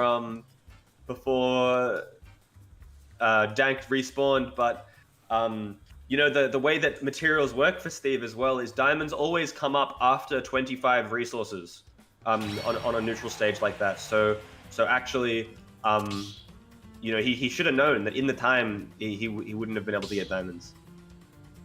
Well, I think that's. Okay, yep. Yeah, no, I think I was just reading something right there. At this stage, Raphael coming into play and just, how can I put it? Like, that was his whole game plan, right? His whole game plan revolved around trying to quickly get his resources right, get his diamond up, and then, you know, getting that reverse sweep in. But at the same time, Dank just will not have that. He said, nope, that's not happening. We are just going to be going quite fast and hard, and so that way I can quickly get your number down and just push for that little bit of extra edge against you. So Exactly, and that's the thing, right? Like, resources aren't actually a game plan in themselves, right? Like, just having diamond tools doesn't actually mean that you could win neutral. Like, having diamond tools means that your reward is going to be fantastic. But you know, the buttons that Raphael keeps pressing, you know, he keeps down smashing, he keeps F smashing, he keeps minecarding, you know, these very laggy buttons. And Dank is just more than happy to whiff punish. He's more than happy to sit back to kind of probe and work out. Yeah, just find the solutions to these problems, you know. And that's like some really great gameplay, like some of the best we've seen all night. He's really coming to his own a bit here. Oh wow, you can see Dank, he's just reading everything that Raphael has. And like the patience is so good as well, right? Like just waiting on the ledge there, waiting for Raphael to commit to something, whether it's an Elytra or a minecart, and then just jumping, anti-airing, and reflecting the Rudden Anvil. That's gonna kill it like 70. Goodbye, Raphael. You know, that anvil out of disadvantage is not safe when there's a reflector underneath you. Dank is looking completely in control, only 12% on him. And just using all those safe areas as well, right? Like landing there on shield is safe. That's one of the safest moves in the game on shield. Wolf, when he does it so close to the ground like that, even if you're Steve, your out of shield game probably isn't going to be able to catch the other player in time, which means that that what Dank can do is he can just dash back and get another whiff punish. Oh wow, he's working so well against him right now. Like, right now, Raphael hasn't really found how to like counter this. Hasn't even got his resources on deck for the next stock, so he's just really trying to find it too. He's trying to get resources, but the resources aren't going to be the solution to the problem here. He's just trying to play these footsies and getting a bit too predictable, not understanding, you know, that look, you can't punish Wolf Nair when he lands safe on your shield like that. Not understanding that, like, hey, you need to use your faster options. You need to use your Sword Fair and Sword Bear. You know, we haven't seen Raphael use those quick moves, right? Like Stone back air out of shield is like, it's like frame 25. Like that's not going to work if you want to punish a character like Wolf who's using safe shield pressure. And there you go. that dash attack again. You know, like committing again. He's just committing to these big, unsafe, slow options, and Dank is so comfortable to just you know, to just wait, just let him mess up and punish accordingly. Oh wow. You know, like it's really looking like, I know this is a high school bracket, but Dank is looking like a bit of a teacher here. I think he's actually adjusted and he's found the solution to the problems before. And so from this little bracket, he's starting to look really good and he just finds it. And that's 3 stocks. There you go, yeah, a clean 3 stock for Dank. That is, you know, there you go. That's some, like, the adaptation there as well. Like, Dank has found the answers to Raphael's game plan, and Raphael just hasn't changed it up. You know, like he's still doing the same things. He's not aware of like what he has to do versus like the shield pressure that Wolf is putting out. And you know, he could be using blocks to block the Wolf lasers as well. You know, but Raphael not really into building the walls that kind of Steve that option that Steve has. Yeah, look, it's a pretty challenging matchup now for Raphael. He's gonna have to do something differently if he wants to take this and stop this from finishing too quickly. Oh, I think it was only supposed to be best of 3. That was just that was only a best of 3 because that was lower bracket. Yeah, okay. Well, there you go. In that case, congratulations to Dank. That was an incredible 3 stock to finish it off. And unfortunately, that means that Raphael is now out of the bracket, coming in at 4th place. So congratulations to Raphael. But now Dank is moving up into these losers finals versus Beanlord, fighting for a place in grand finals and potentially to win the tournament. Yep. Oh man, I think that last fight was just seeing Dank, his way of readjusting, getting that Wolf out, finding the right distance. And it was more towards like, it wasn't, I thought it was going to be more like scissors, paper, rock, but then it was just like, okay, I knew you're going to be throwing out all these rocks, I'm just going to be playing paper the whole time, and then predicting where you're going to be going, so I'm going to be waiting with those full smashes and, you know, into the up air. I think the anvil reflector was probably the biggest highlight, where he predicted that one as well, because every time we did see Raphael, like, you know, descend, most of the time he was with the anvil down, and so he's being, like, pivoting towards that play. And so it was the long anvil out of disadvantage is obviously like a classic, a classic Steve move. Like generally, like in Smash, you know, you play against a new Smash player, they love to do their fast falling down airs. You know, like you know, you love to see like the Toon Link down air, the Sheik down air, the Bayonetta down air, the Sephiroth down air. Like these down airs that kind of like send you straight to the ground. They can be pretty good landing mix-ups. Yep. And Steve's one is even better because he can jump out of it, but it can also be reflected because obviously it is a projectile, and it'll kill incredibly early. So it was great to see Dank catch on to that and punish that disadvantage habit. And now we're going to see Dank versus Beanlord. You know, Dank obviously played Cloud earlier a little bit, but then he's been on the Wolf, and Beanlord has been the main Cloud representative for this bracket. So it'd be really cool to see these two players who are largely more fundamental players coming up against each other. Yep, here we go. Let's see what's going to happen. So we're definitely going to be seeing a Cloud, but are we going to be still sticking with that Wolf at this play? And this is going to be the best of 5. So whoever wins out of this is going to go back up to play the finals, right? So that's going to be the grand finals against Hong Kong. And so we'll see what happens. Hong Kong is already waiting. He's saying, my nest is already here waiting for you, waiting for whoever's going to be coming up against me. And I'm going to be much more fresher. Although not as warm as the rest have been playing and grinding out the lower bracket. Especially where it comes to Dank. And so it could just be one of those stories where Dank got put down early and then he just made it all the way back up. Or it could be that he fell just a bit short and is giving Beanlord another shot at potentially taking it away from Hong Kong. I mean, there is also, like, momentum is so important, and making a crazy losers run, not only are you going to have momentum, but also when you don't, you know, when you're a high school player, when you haven't, you know, participated in that many tournaments, in every round of a tournament, you're getting better, you know, like, the Dank now is so much like he's been playing fantastically compared to that game 1 Dank that we saw at the beginning of the bracket. And the Dank now is on the Falco, which is an interesting decision. Obviously a spacey as well, but less neutral focused than Wolf. Falco is more of an advantage state character. He kind of opens you up and does tons of damage. So we'll see how this goes against Cloud. Well, we've seen a lot more melee players play Falco in the past because he was just so much more speedier, and his reflector works a little bit more differently. At the same time, as soon as he opens up, look at that! He's already gonna just try to find an open in with Binlord.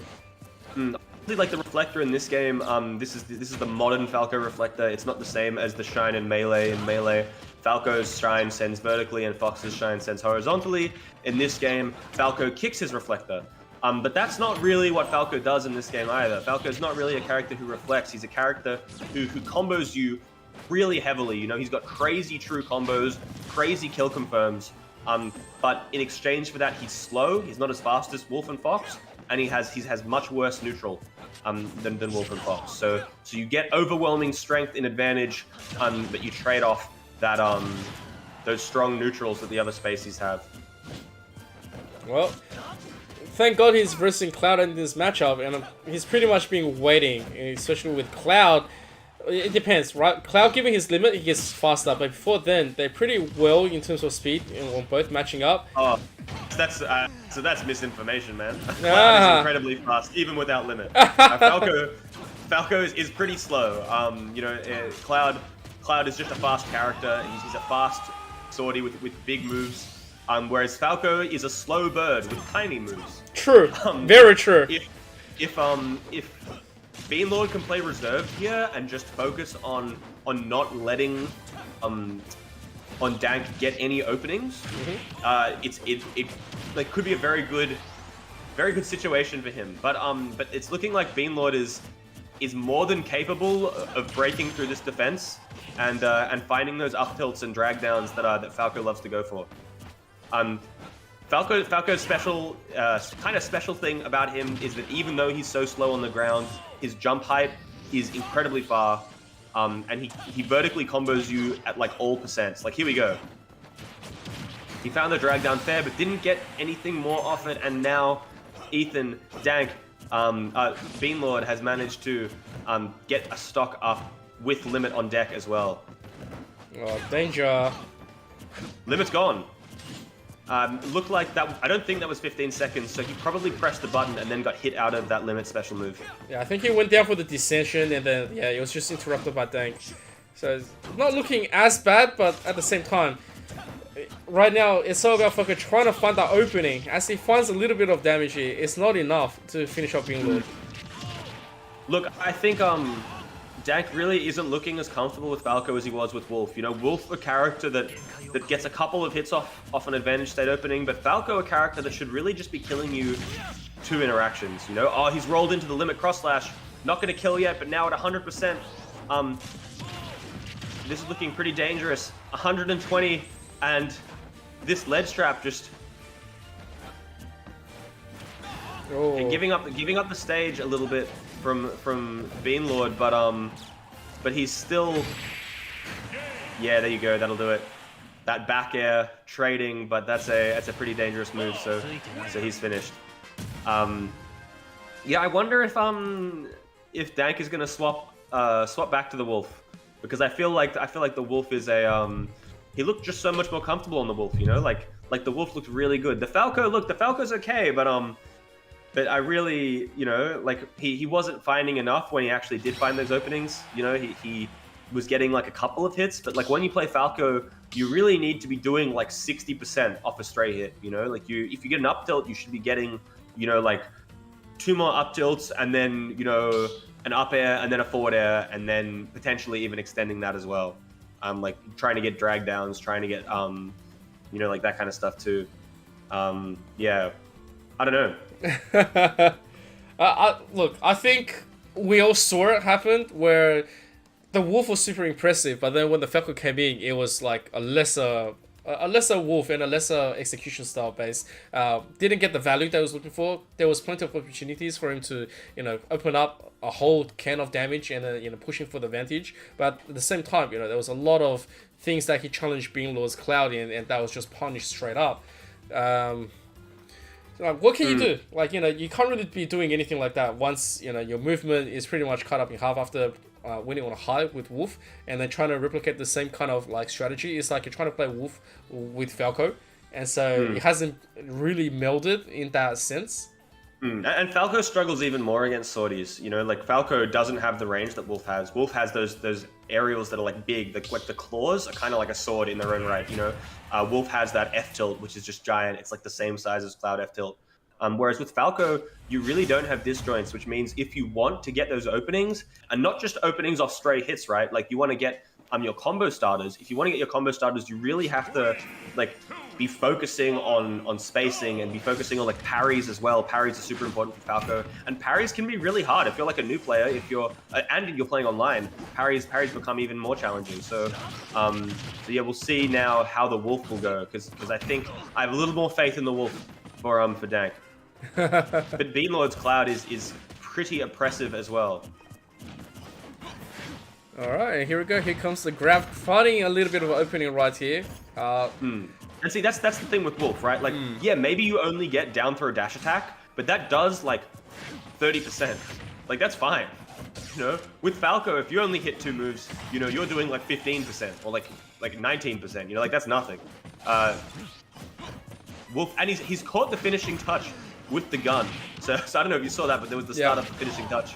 And that meant no more limit for Beanlord.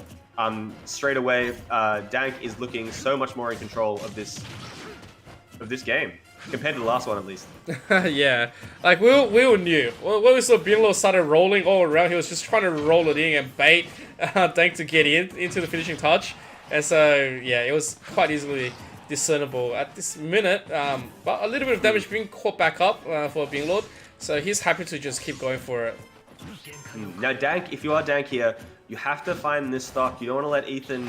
He's got limit on deck. Okay, he's burned the limit with the Blade Beam. But yeah, you really want to get the stock. Like if Ethan's living to 140 a day, nice. Run off back air. Wolf back air is such a fantastic kill option. It's incredibly fast. It's safe on shield. It does heaps of damage. Just one of those classic Smash Ultimate back airs. And parry into shield grab. This is looking really good. Really good for Dank. Looking like potentially he's going to fire back here. That down air connecting out of disadvantage, but not killing, unfortunately. Honestly, if it was the sour hitbox, it might have killed, but he got the spike, which meant sending him straight down and bouncing off the stage. Oh. He's air dodged. He's air dodged there. You shouldn't have air dodged. That's really tragic. Obviously, he buffered the air dodge and hit stun after he got hit by the laser, which meant that he wasn't able to recover even with that. And he's SD'd there. That's really tragic if you're Beanlord there. I think maybe a little bit of a mental boom after the SD. Maybe feeling like he just wants to go into that next game and mix up his game plan a bit. Yeah. That was unfortunate. I think after the first opening stock, both was playing out of this world, but like right after that, it was just bang bang finished. And that's how quick you can be, right? It's a game of Smash. You SD or you get caught out with with a bad air dodge, and then you just get stunned up, and the next one SD you're like, stuff it, let's go next round, let's go. Exactly. It just works like that. Like run it again, like put me back in. Like that's sometimes it's like that, And look, if you can keep your mental, keep yourself in the game, mentally, then you can get more information and you can kind of refine what you want to do with your next game. But sometimes, I get it. You just got to go next. Like FF, go next. Yeah.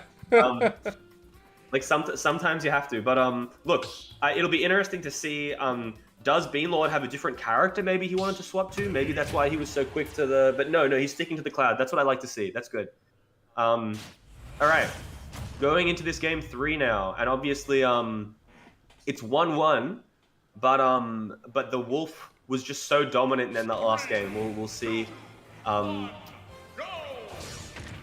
see what Dank and Bean have in store for us. Yeah, here we go. Gets the grab. There's the 30%. Yeah, here we go. Some combo here. Nice. And he's extending it as well. That was that up B out of disadvantage, you know, like Beanlord just so eager to press up B, and unfortunately, Dank is just able to get that punish. Like 87% on deck now. Yeah, Dank is adjusting quite well. He's reading this well while Beanlord is slowly adjusting and making the play. He's finding the opportunities. We saw him. Yeah. We saw him try to punish that limit cross slash, but unfortunately, unlike regular cross slash, limit cross slash is pretty much unpunishable. It has like no end lag, so bad luck. You just gotta know that one. That's another little knowledge check for you. That's the good old FF7 limit break right there, right? You cannot interrupt it. Yeah, exactly. No, it is just a free move. Those limit attacks are so good. But looking like there you go. That's a knowledge check actually. So that Wolf F smash, right? Like it looks pretty slow, right? But Wolf F smash on shield has so much shield stun, it is actually pretty much unpunishable. If Wolf punches your shield, you actually can't punish him. He just is allowed to do something else. I think it's plus on shield actually, so that's pretty crazy. And that meant that he could just get, you know, punish the shield grab that Ethan went for there. And back throw here, that'll kill. There you go. Nicely done. So 123%, still a lot that he can work with, but here's the up B. Like, See, the up B is tacking on the damage, but up B is not going to kill, you know? If that's all you're going for, if you're just waiting in shield and finding that that guaranteed damage, you know, it's not great. Well, we'll see if there's an adjustment coming in, because right now, Beanlord, he's being forced to not really do all the things. Like, you can see he's desperate to finish it off, but his finishing off is always being like, you know, the neutrals, the jump in neutrals. It's never being something like grabbing all the way to try to find something. He's just up smashing. He's up smashed like 4 times. I'd like to see some movement, like putting on the pressure using Cloud's back air. Like Cloud's back air, possibly one of the best back airs in the game. Incredibly fast. It kills. It's safe on shield when you land with it. Super threatening, you know, like not just relying on like F smash and up smash and limit blade beam, but being aware that like, hey, my character has some really good moves in other parts of their kit, and if I use those instead, maybe I'll be a little bit less predictable. Because you know, that's what can you do there? That's you know, like dash attack on shield is so unsafe, and Dank is just gonna be ready and up smash you there. Oh. He is just doing everything to make something happen. But yeah, you can see it. Right there, Dank has readjusted. He knows exactly how to open this one up and get everything else. And he'll eat the up Bs. He goes, you know what, up Bs, no problem. Let me just wait until what I can do until you're finished with yours and punish you. The up Bs are working out. Like, if you can get guaranteed damage, take it. But like, the rest of the game plan, he can't just be on the defensive the whole time, you know? There has to be... you have to be able to seal the stocks yourself. You know, if he can't seal the stock until Dank gets to 200%, then I think it'll be over before then. You know? Okay, look, he's getting caught by the edge of that F smash. Oh. But he's got to, I think, pick some different buttons here. Oh no! Look, he tried to get a huge punish on that up B, but unfortunately, yeah, Dank charged that for a little bit too long. But oh, the down air! That is brutal, saying I know exactly where you're going to go. I know that you have to go low because you are Cloud, and I am going to spike you. You know, I'm in your head. Exactly, like download complete. Pretty tragic for Beanlord there, but again, Dank just so comfortable taking that one convincingly as well. Now it's 2-1 to Dank, so yeah, only one more game. Potentially between Dank and these grand finals. It's looking to be really good after that bad start with Falco being completely blocked out, and now settling more comfortably against that Cloud play. We'll see if Beanlord is going to run it back or if he's just going to change a character. At this stage, I feel like he needs to rethink a few more strategies, especially against that Wolf. I don't know. Like, he needs to rework that whole strategy right there because nothing is working out to his favor. He's waiting for his limits. He's punishing with up Bs. He's getting the neutrals out.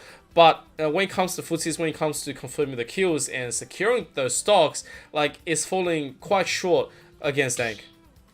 Look, if you're if you like come and watch back this VOD, Beanlord, I think for me, one of the strengths, like the biggest strength of Cloud is his movement, right? Like he's a faster character than Wolf. He's incredibly fast, right? You have to be unpredictable, and part of being unpredictable with your movement is also not committing to things that are going to keep you in one place for too long, right? If you commit to up smash and F smash and up B, those are incredibly laggy moves that are going to make you predictable, right? But if you stay slippery with your movement and you use stuff like back air and you use stuff like neutral air, and even F tilt, those are like low lag moves that potentially will combo and potentially will like set up into situations where you can kill, and it's going to make it really hard for your opponent to hit you as well. And look, if we could see some of that this game, that'd be awesome. But you know, look, those up beats are kind of working out here. He is ahead, and he's got limit coming on deck soon. Yeah, he's starting to do the spot dodges a little bit more efficiently. I haven't seen him slide for quite a while, so good for him to start readjusting and making himself feel slippery against it. Oh, great dodge. There you go. So he thought he could punish that F smash on shield again, but unfortunately, that Wolf F smash on shield is like unpunishable. It is so good on shield, which means even if you've got limit cross slash, it's not going to help.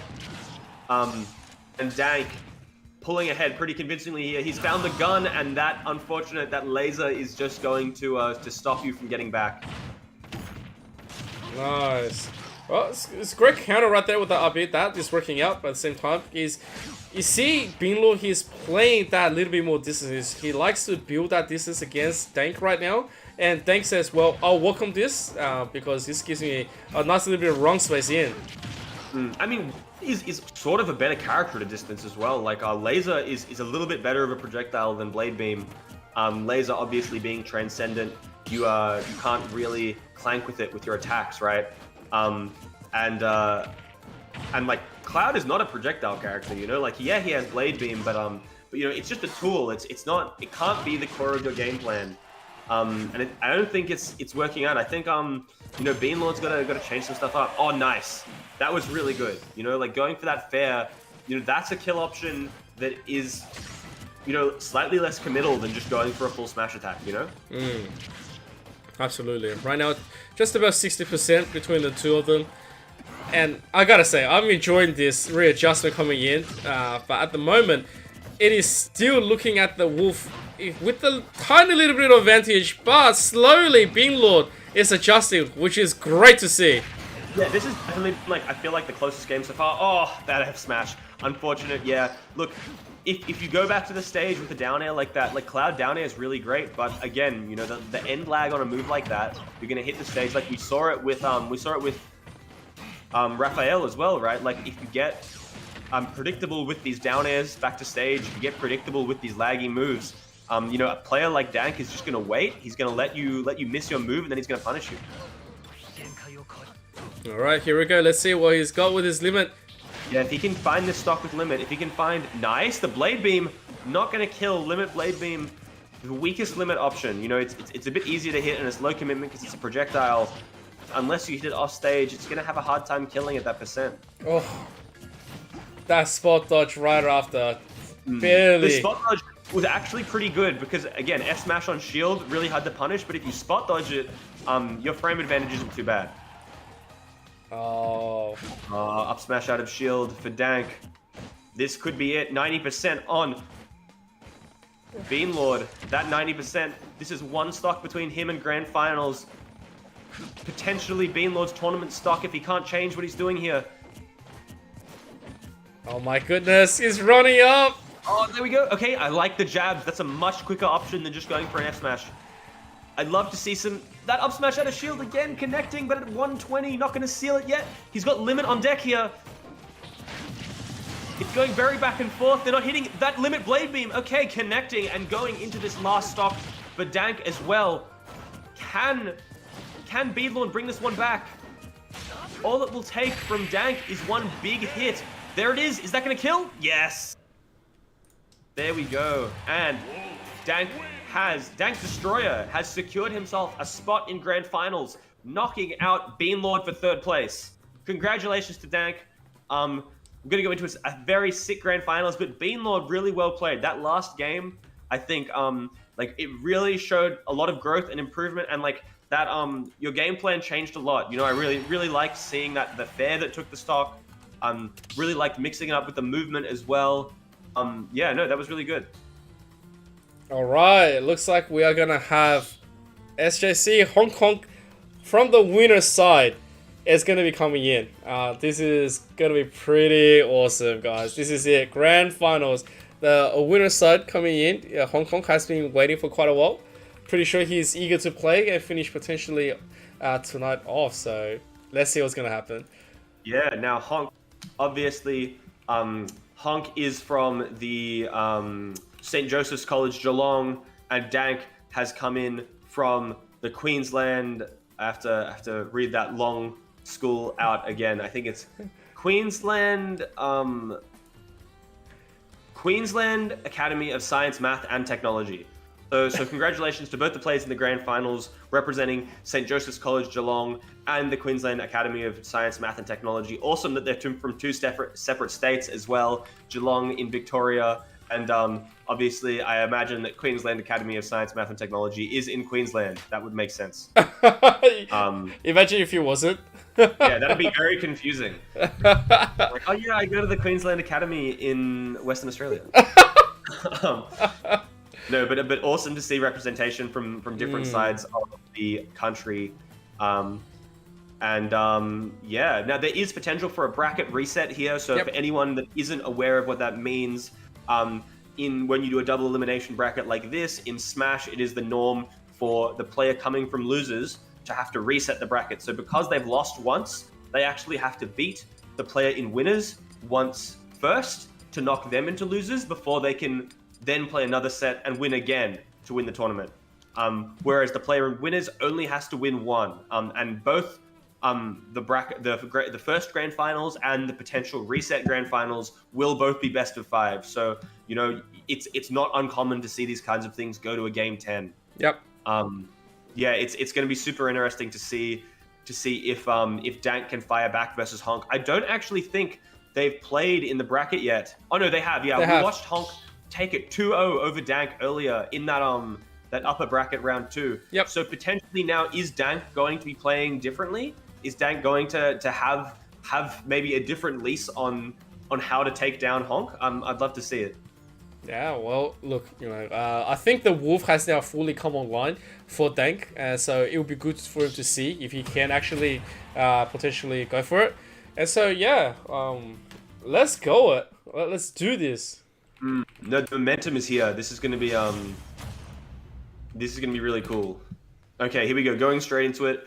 Honk loving that Bumblebee Nest skin, and Dank is also on the pink wolf jacket. I quite like both the colors that they enjoy, so that's pretty cool as well.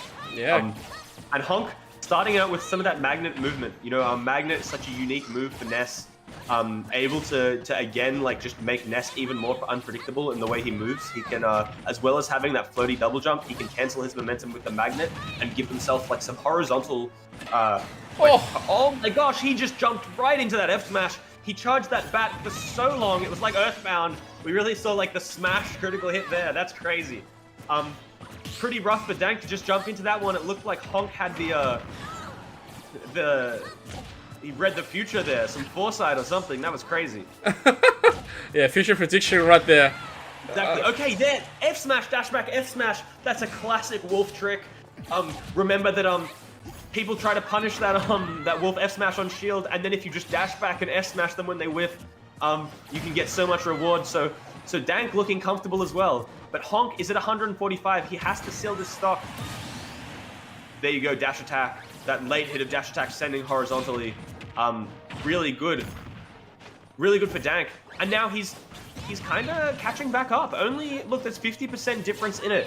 Honk has traditionally been somebody who's really good at sealing those stocks early, you know, really good at finding that throw at the ledge, finding those kill options like that F smash, which means that, yeah, you have to be really careful not to let Honk tack any free percent onto you. You don't want to be in a situation where you're giving Honk that stock, that capability to seal the stock really easily that they've proven to have. But yeah, I like the patience.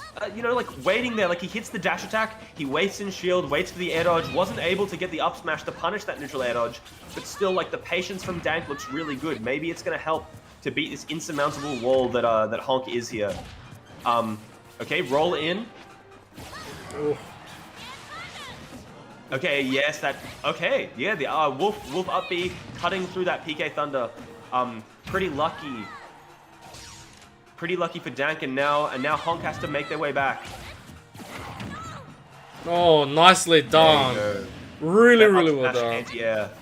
You know, like, even though sometimes the other player thinks that they can challenge the Wolf up smash, one thing with Wolf up smash is it does shrink Wolf's hurt box. Wolf does kind of crouch down low before he kicks up, and then his legs are actually intangible, which means that yeah, if you're trying to come down on Wolf from above, it can be pretty difficult. But Honk was able to find that nair at the ledge to take the stock, and now it is pretty much tied up. But a nice ledge trap with the up smash from Dank. It's so tied up here. Oh man, that trading grabs right there. It's gonna work in Honk's favor instead. Just barely catches him with that PK Thunder on the way back to. That is, oh, he's Honk pulling out of his mind. But 2 back throws staled now, which means that potentially that back throw might not kill right now. Okay. This is pretty tied up, but Honk is waiting at the ledge. Honk kind of cornering yourself against a player like Dank maybe isn't the best play. Remember that, like, yes, you want to get that back throw, but also if you're on the ledge and you get hit, you're gonna die earlier, and also you're gonna be set up for an edge guard or a ledge trap. You know, Honk really likes to play on the ledge there, which is just very risky. Having center stage control here is a little bit more conservative and can be pretty useful. There you go, and there it is, right? Like that F smash, baiting that option out, and Dank just jumping back and getting a second S smash. He's so calculated. He's really just like putting on the pressure and letting the other player, you know, flounder a bit. Letting the other player, like, fall into his trap.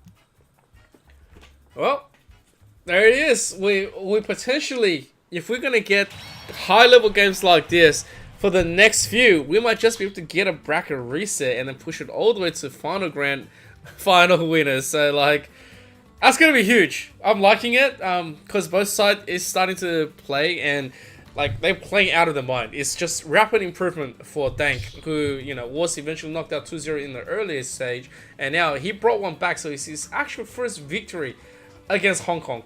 So, like, this is just goes back to that saying, right? The more you compete, the more you play against, you know, greater amount of experienced players, you just improve rapidly.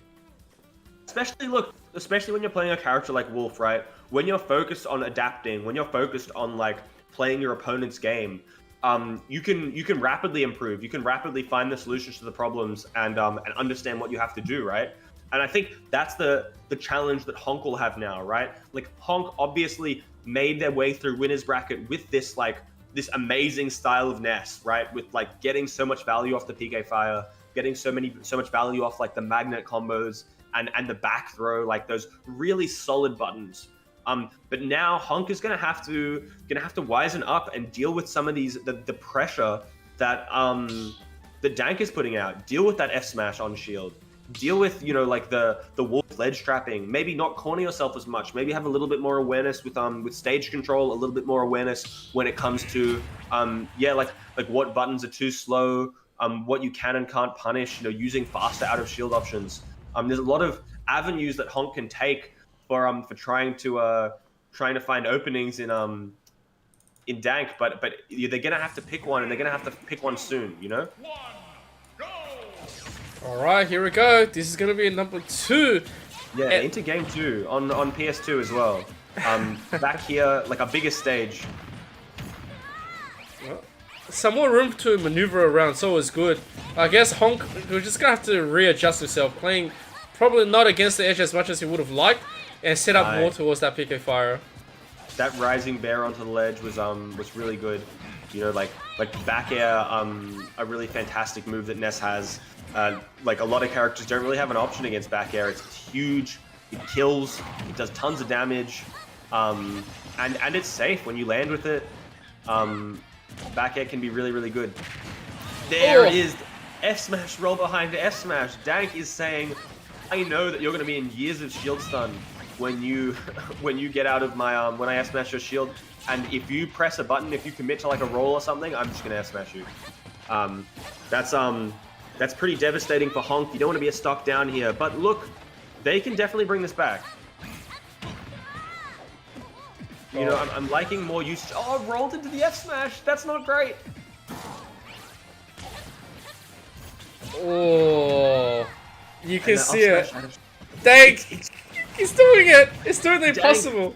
He is. No, he's just so dominant coming out here. And now 2 stocks up. He's so happy to just you know, to put the pressure on. Like when he has the advantage, he's putting on this pressure. He's really like asking all the questions he needs to ask. And then when he's in disadvantage, when you know when Honk is coming onto his shield, when Honk has got him off stage, he's so patient. He knows exactly like, hey, you're hitting my shield, I'm just gonna up smash you. Hey, you're hitting my shield with these unsafe moves. I have my out of shield options. I know when I have to retreat. He's just like really smart. I feel like almost every neutral win is Dank. You know, like even though Honk's finding these stray hits, it's been really difficult for Honk to actually get any big conversions as well. Well, at the same time, look, Honk right now being down on the stock still on 105%, unless he finds his combos immediately and finds like a Magma combo that's gonna disrupt. Right now, Dank not making any mistakes, it's gonna be working out every single time. He's on this ledge, in this ledge trap situation as well. Gonna have to. I like the idea using the soft nair to potentially catch the roll in, but was a little bit too slow on that one. Falling out of the F tilt second hit, but dash attack is gonna do it off the top. And now 2 games to 0 up for Dank, looking for the reset. He's hungry, like a wolf.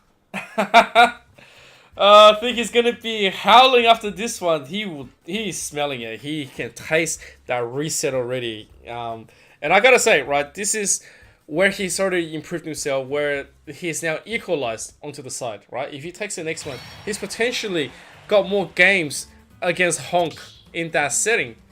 And so it'll be a reset, and that's gonna be the mindset that he wants to go in with. And for Honk, meanwhile, yes, he can get bracket reset, but at the same time, will he continue to play like this? That is the question.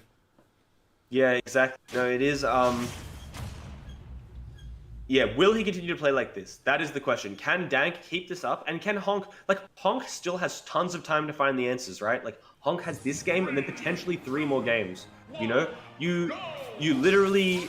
Even if Dank gets this reset, you can't count Honk out.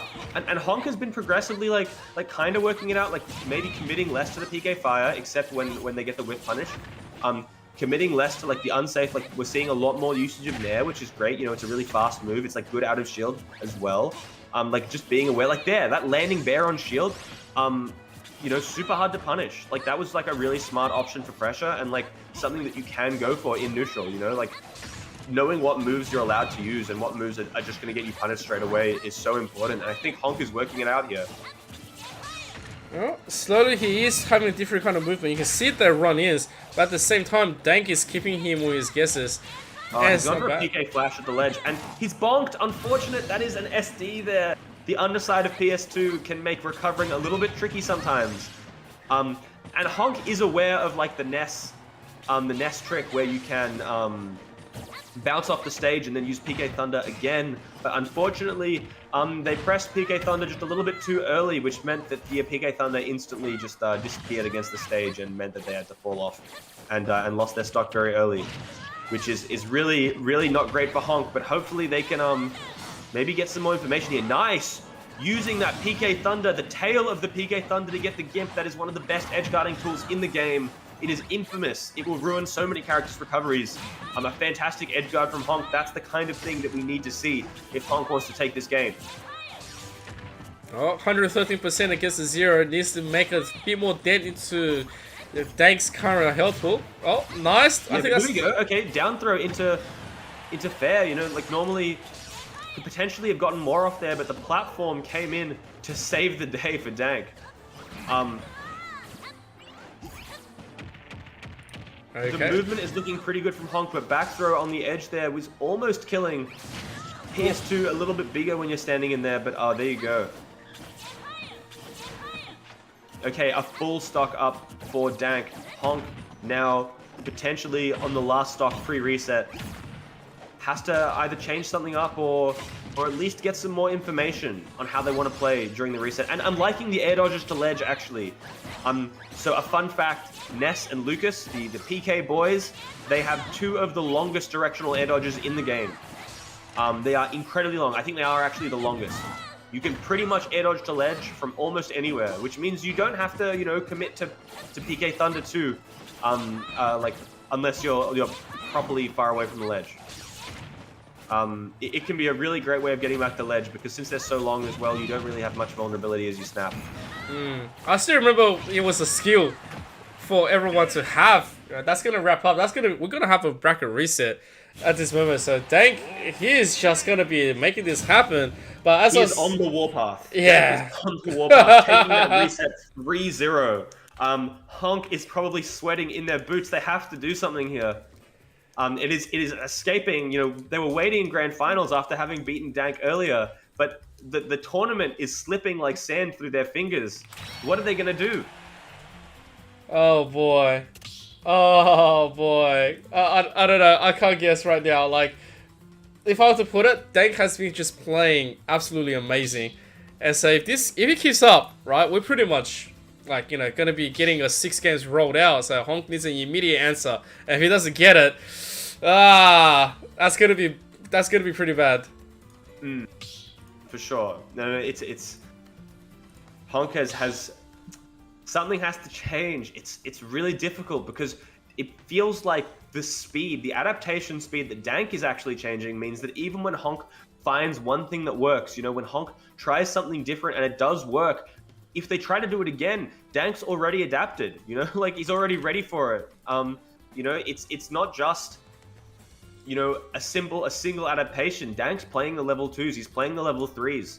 It's gonna be difficult for Honk unless they can really, I don't know, maybe if they've got another character, if they can try a different character, potentially a character switch. It feels like they need something nuclear here. They need something really big because they're getting 2 stock, they're getting 3 stock. Dank is just dominating. Oh dear. Dear, oh dear. Look, I don't really know what's going to be the play. I don't know what is going to be the adjustment coming from Honk. Oh, okay. Looks like I'm going to have to do a few more things, but yes.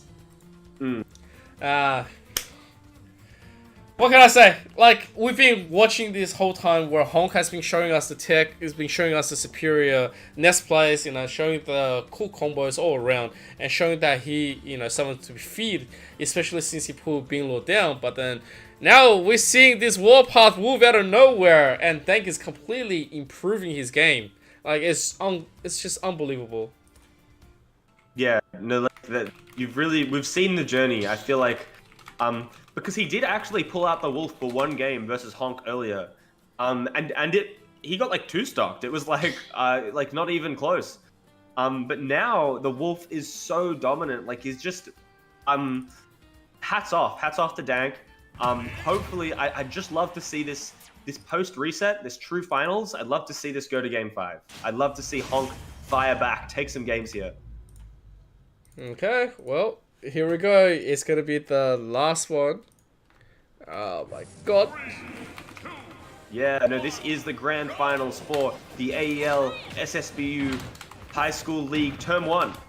So, you know, these are the top two, the peak of the peak, the pinnacle of you guys, and we're gonna we'll see what they've got in store for us here. And straight away, oh my gosh, that F smash almost killing already at like 50%. Down smash getting the reverse hitbox, unfortunate for Dank, but a blessing for Honk, needing to stay alive here at 100% already and only 6% on the board. You've got to do something. You have to attack on these numbers. Okay, PK Fire. And extending it. Oh, you kind of used PK Fire to catch the roll in, but just misspacing it. Unfortunately, an execution error, meaning that Dank now gets that up smash punish and has sealed the stock already. Oh, but caught the roll in with the F smash. fantastic awareness from Honk. Really great advantage, recognizing that, like, man, when I hit somebody into a tech situation on the ledge, they want to roll in. And I'm just going to charge my S smash and let them roll into me. That was really great. Oh. Really, really, really great, actually. That was fantastic. And it's pretty much tied up now. Like, there's 30% in it between these guys. Nice movement using the wave landing onto the platform. Cute little approach option from Honk. Oh, and he called out the air dodge in again. But unfortunately, he let that S smash go just a little bit too early. That would have been fantastic damage. PK fire at point blank into a yo-yo. This is looking so good. Honk is playing completely differently. Completely changed the movement. Completely changed the commitment. Only using that PK fire after a healthy dash back. Playing very conservative. Air dodge onto stage. Sneaking through the F tilt. And now this ledge trapping. Again, the dank ledge trapping. This guy, he's a threat on the ledge. But he's giving it up a bit here. He'll give it up. He'll give up that ledge. And there you go, yeah, catching the air dodge onto stage. The patience there. He's waiting the wolf on top of the hill there. I'm really liking the adjustment coming from Honk. Like, you can see he's starting to make more different decisions. At the same time, Dank has been going quite good. Right now, they are going to equalize. Up air is going to seal it again. Really nice. There's only 20% in it. This is a last stock situation. For this first game, and this first game is going to set the tempo for the rest of the grand finals, right? It's going to give the other player the next counter pick and potentially mean they're going to have to break you back. Oh. That could just be the option that Dank has been waiting for. Oh no, he's air dodged so low. Can he make it back? Okay, if he goes for the bounce here, great work going for the bounce. Really smart recovery with Ness. Up smash out of shield at 120. Not going to do it, but Honk is looking dire on at kill percent for sure. The S smash center stage, and he is gone. Game 1 to Dank, taking that tempo, getting the momentum going into this post reset. He has not dropped a game yet in this grand finals. He is 4 games up. This is overwhelming. Honk looking so good, but still unable to overcome this mountain of pressure. Oh, that was not easy. And of course, to Dank now having the upper lead, he's actually got 2 extra games onto Honk now. Like, historically speaking, in this tournament, now this is how you feel like a winner. It's like you've got someone's number down. No matter how much more you're going to be throwing at me, I'm going to be playing my game because I found my groove and I'm comfortable. So let's keep it rolling. And now Honk, this is 4 straight games. What is going to be your decision? It is Honk is now like Honk played so well. I actually don't want to see the character switch. I don't think Honk is so close, right? Like making so many great decisions, catching those roll-ins, like playing such a clean advantage state. He just has to be a little bit more aware of maybe some of those overcommitments in neutral, some of those overcommitments onto the shield. He got caught by probably a couple too many smash attacks, like in Smash Bros, especially in competitive Smash Bros, right?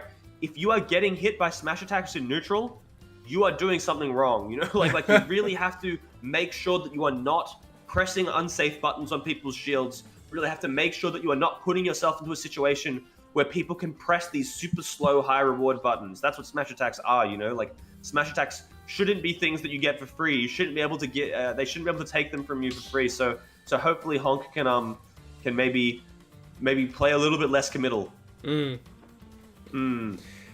Oh, wow. I wasn't expecting this close of a grand finals bracket. Like, this is amazing to see. Like, absolutely amazing. So, guys, give it up for this too. It is going to be Dank representing Proudly versus Honk. So, QSMNT versus SJC.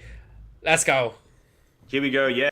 Straight into it. Looking like we are on PS2 here. Again, the biggest stage.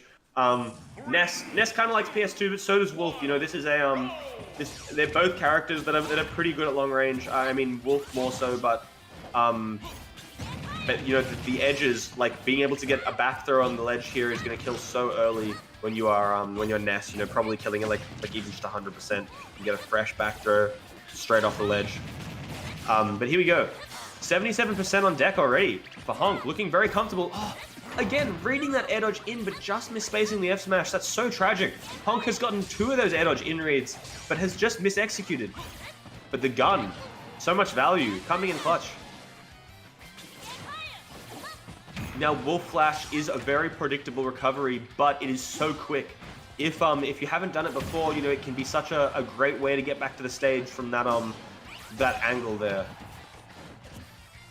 Like the Wolf side B, it can be very easy to spike as well. When you're a character like Ness, that down air is devastating. But the up smash, probably the up smash, you know, Dank is an up smash enjoyer. It's taken so many names this tournament, and Honk has probably died to the up smash like 4 times, 5 times so far.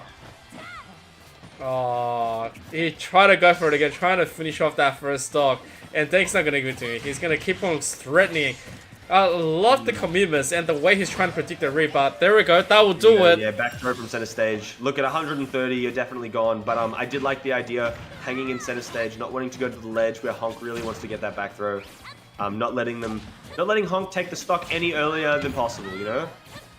But now, essentially a full 100% lead for Dank. This is really devastating here, and he's setting up for the ledge trap, catching the roll in with that soft nair, catching the ledge jump with the F tilt.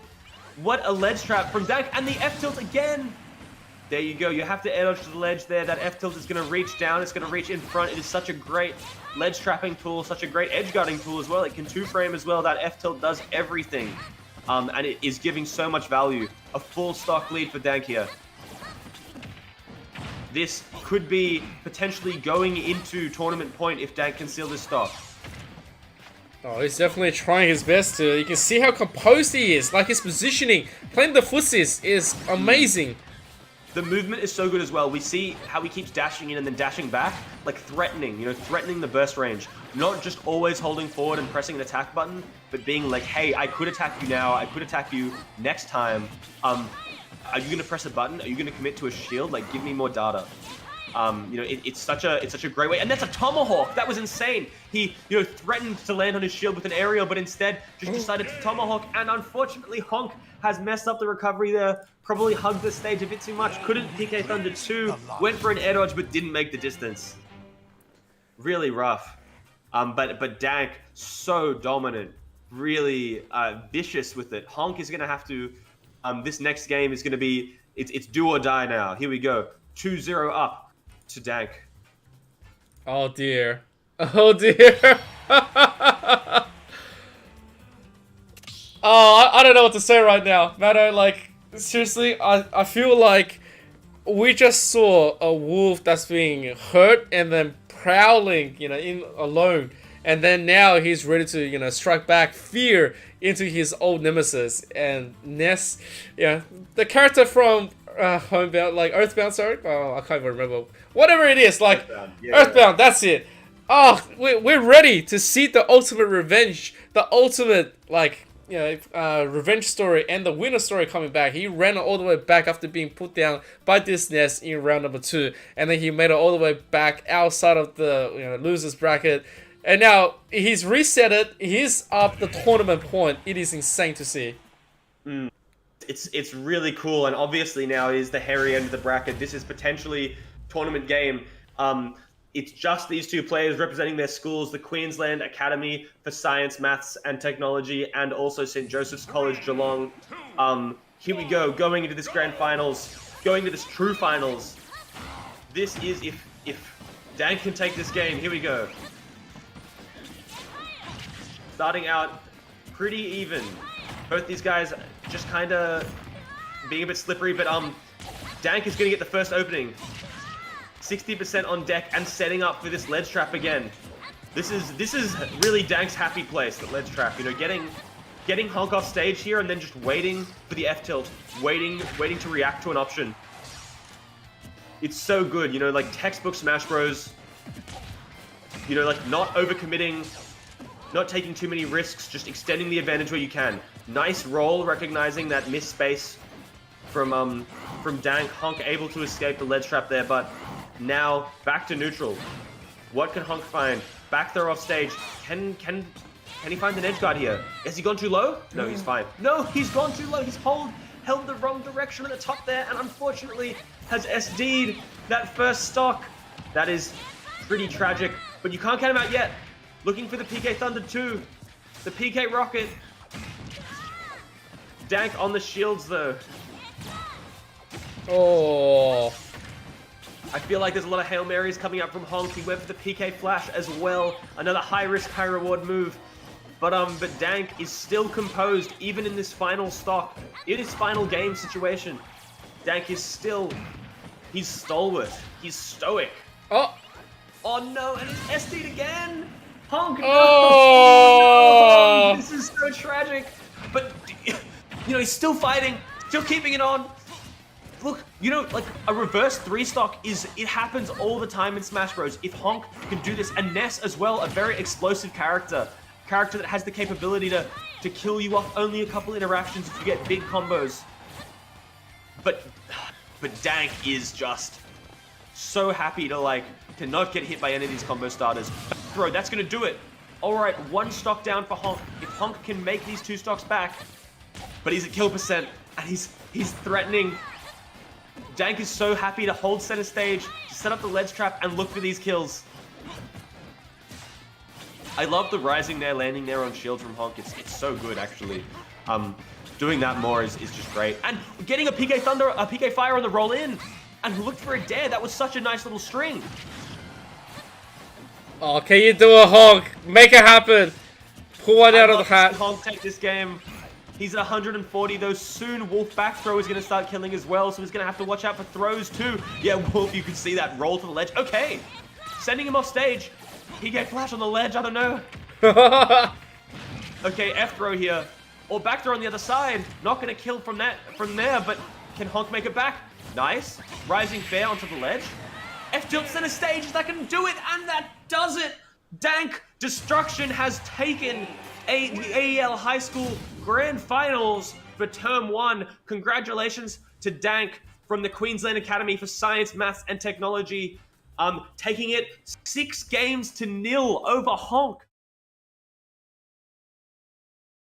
After Honk beat him in winners round 2, that was just incredible. But congratulations as well to Honk.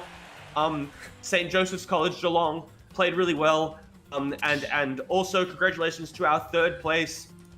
Bean Lord was fantastic. Repping HC, repping that what was HC again? That's the Helena College. Yeah. So congratulations to Bean Lord for repping Helena College as well.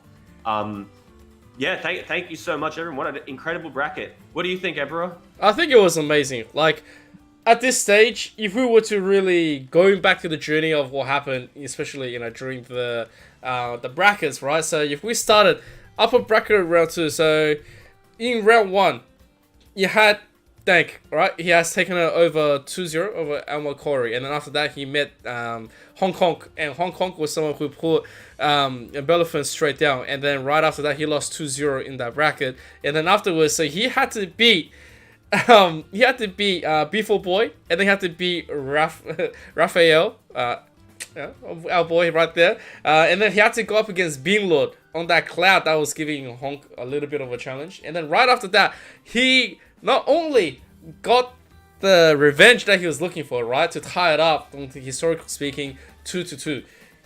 It was 6 games in a row, reset bracket, all the way out, all the way towards the finals, and ultimately taking it. Like, this is the Wolf redemption story. It's like a proud Wolf that's, you know, in the beginning was like, you know, a little bit arrogant, and that was like, you know, strong. I'm not calling it arrogant, but like, you know, let's just go for the manga sake. But then right after that, you know, got put into his place and then just went off. He prowled alone. He hunted by himself. He found his own primal instinct. And then he came all the way back to win it and reclaim his place in Smash. And that was just huge. Exactly. No, it was just an incredible journey for Dank. Unfortunate that, you know, that Honk wasn't able to get any games back. But that just goes to show how strong Dank was as a player. So congratulations to them. I think it has been an incredible tournament. So thank you to all of the players, even the people who, you know, maybe didn't make it up to that top 3. But yeah, no, and remember that, you know, this is one of many. If you're interested, even if you didn't play fantastic tonight, you know, it's a game of improvement. We saw how much Dank improved during the bracket. We saw how much all of these players improved during the bracket. If you attend more events, if you come to more stuff, you'll get better, and the community's here to help you as well. You know, it's great to be a part of like the Smash community and FGC and esports, and we're made up of like-minded individuals just like you guys. So it was really great to have everyone here. So congratulations, and great job repping your high schools as well. Yeah, absolutely. And of course, you know, with much of all the competitors, you know, we thank all the viewers, we thank all the people who you know, supported the AEL. Make sure to follow our AU Esports League over all of our social medias like Facebook, Twitter, Instagram, TikTok, YouTube, and Twitch, of course. Making sure thanks to all the sponsors. Thanks so much to our sponsors as well. Actually, I almost forgot that one. But thank you again to Acer and Predator Gaming, our presenting partner, providing all your gaming and education PC needs and powering this high school league. We couldn't have done it without them. Thanks so much for the federal government as an education partner. It's really important to learn about managing money and financial capability at moneymanaged.gov.au. That's moneymanaged.gov.au. ViewSonic, an education partner. Upgrade your classroom today with ViewSonic's large format interactive displays and the My Viewboard software suite. That's a fantastic tool. AOC Monitors, our gaming monitor partner. They have the best gaming experience with their latest range of gaming monitors. And Rig Gaming, gaming headsets. Experience great sound with Rig's gaming range of headsets. So thanks so much to all of them. It wouldn't have been possible without these fantastic sponsors and partners. Thank you so much.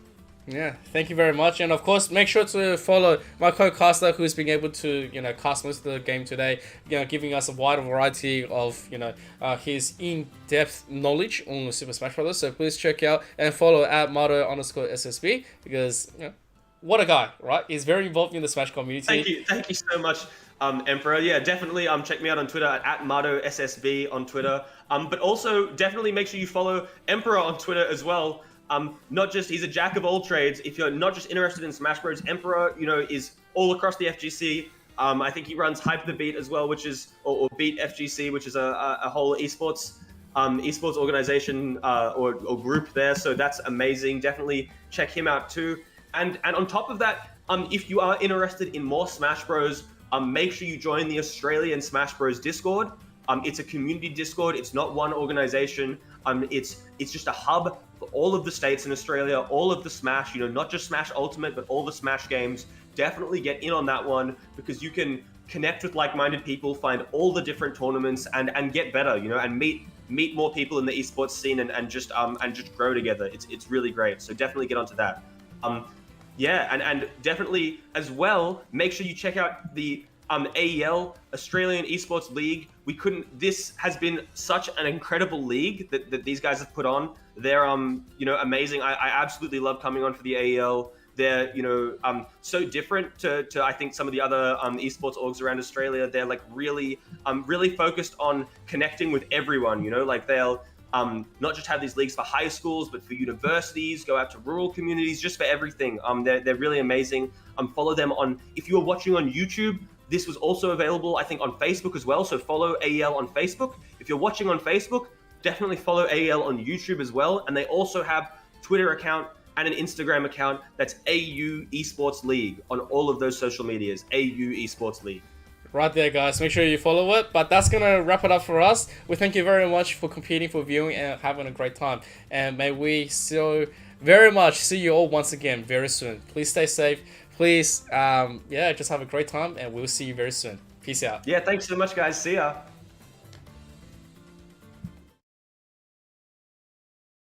What's up, everyone? This is Emperor ZK. I'm a caster/streamer. Everyone should know about that already if you're in the OCE. So today we're going to be checking out the Predator Gaming Helios 300 laptop, and it is going to be sick.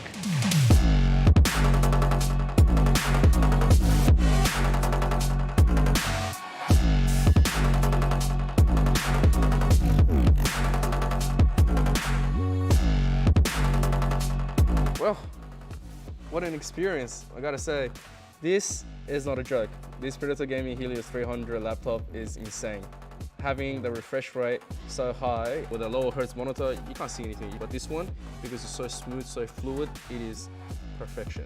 And of course, let's go about the current keyboard. Tactiles. If you're not using a tactile keyboard, I don't know what you're doing. My fingers feel smooth, the transitioning is good, the spacing is amazing. And so, I don't know what else to make besides by saying Give me one of these to take home.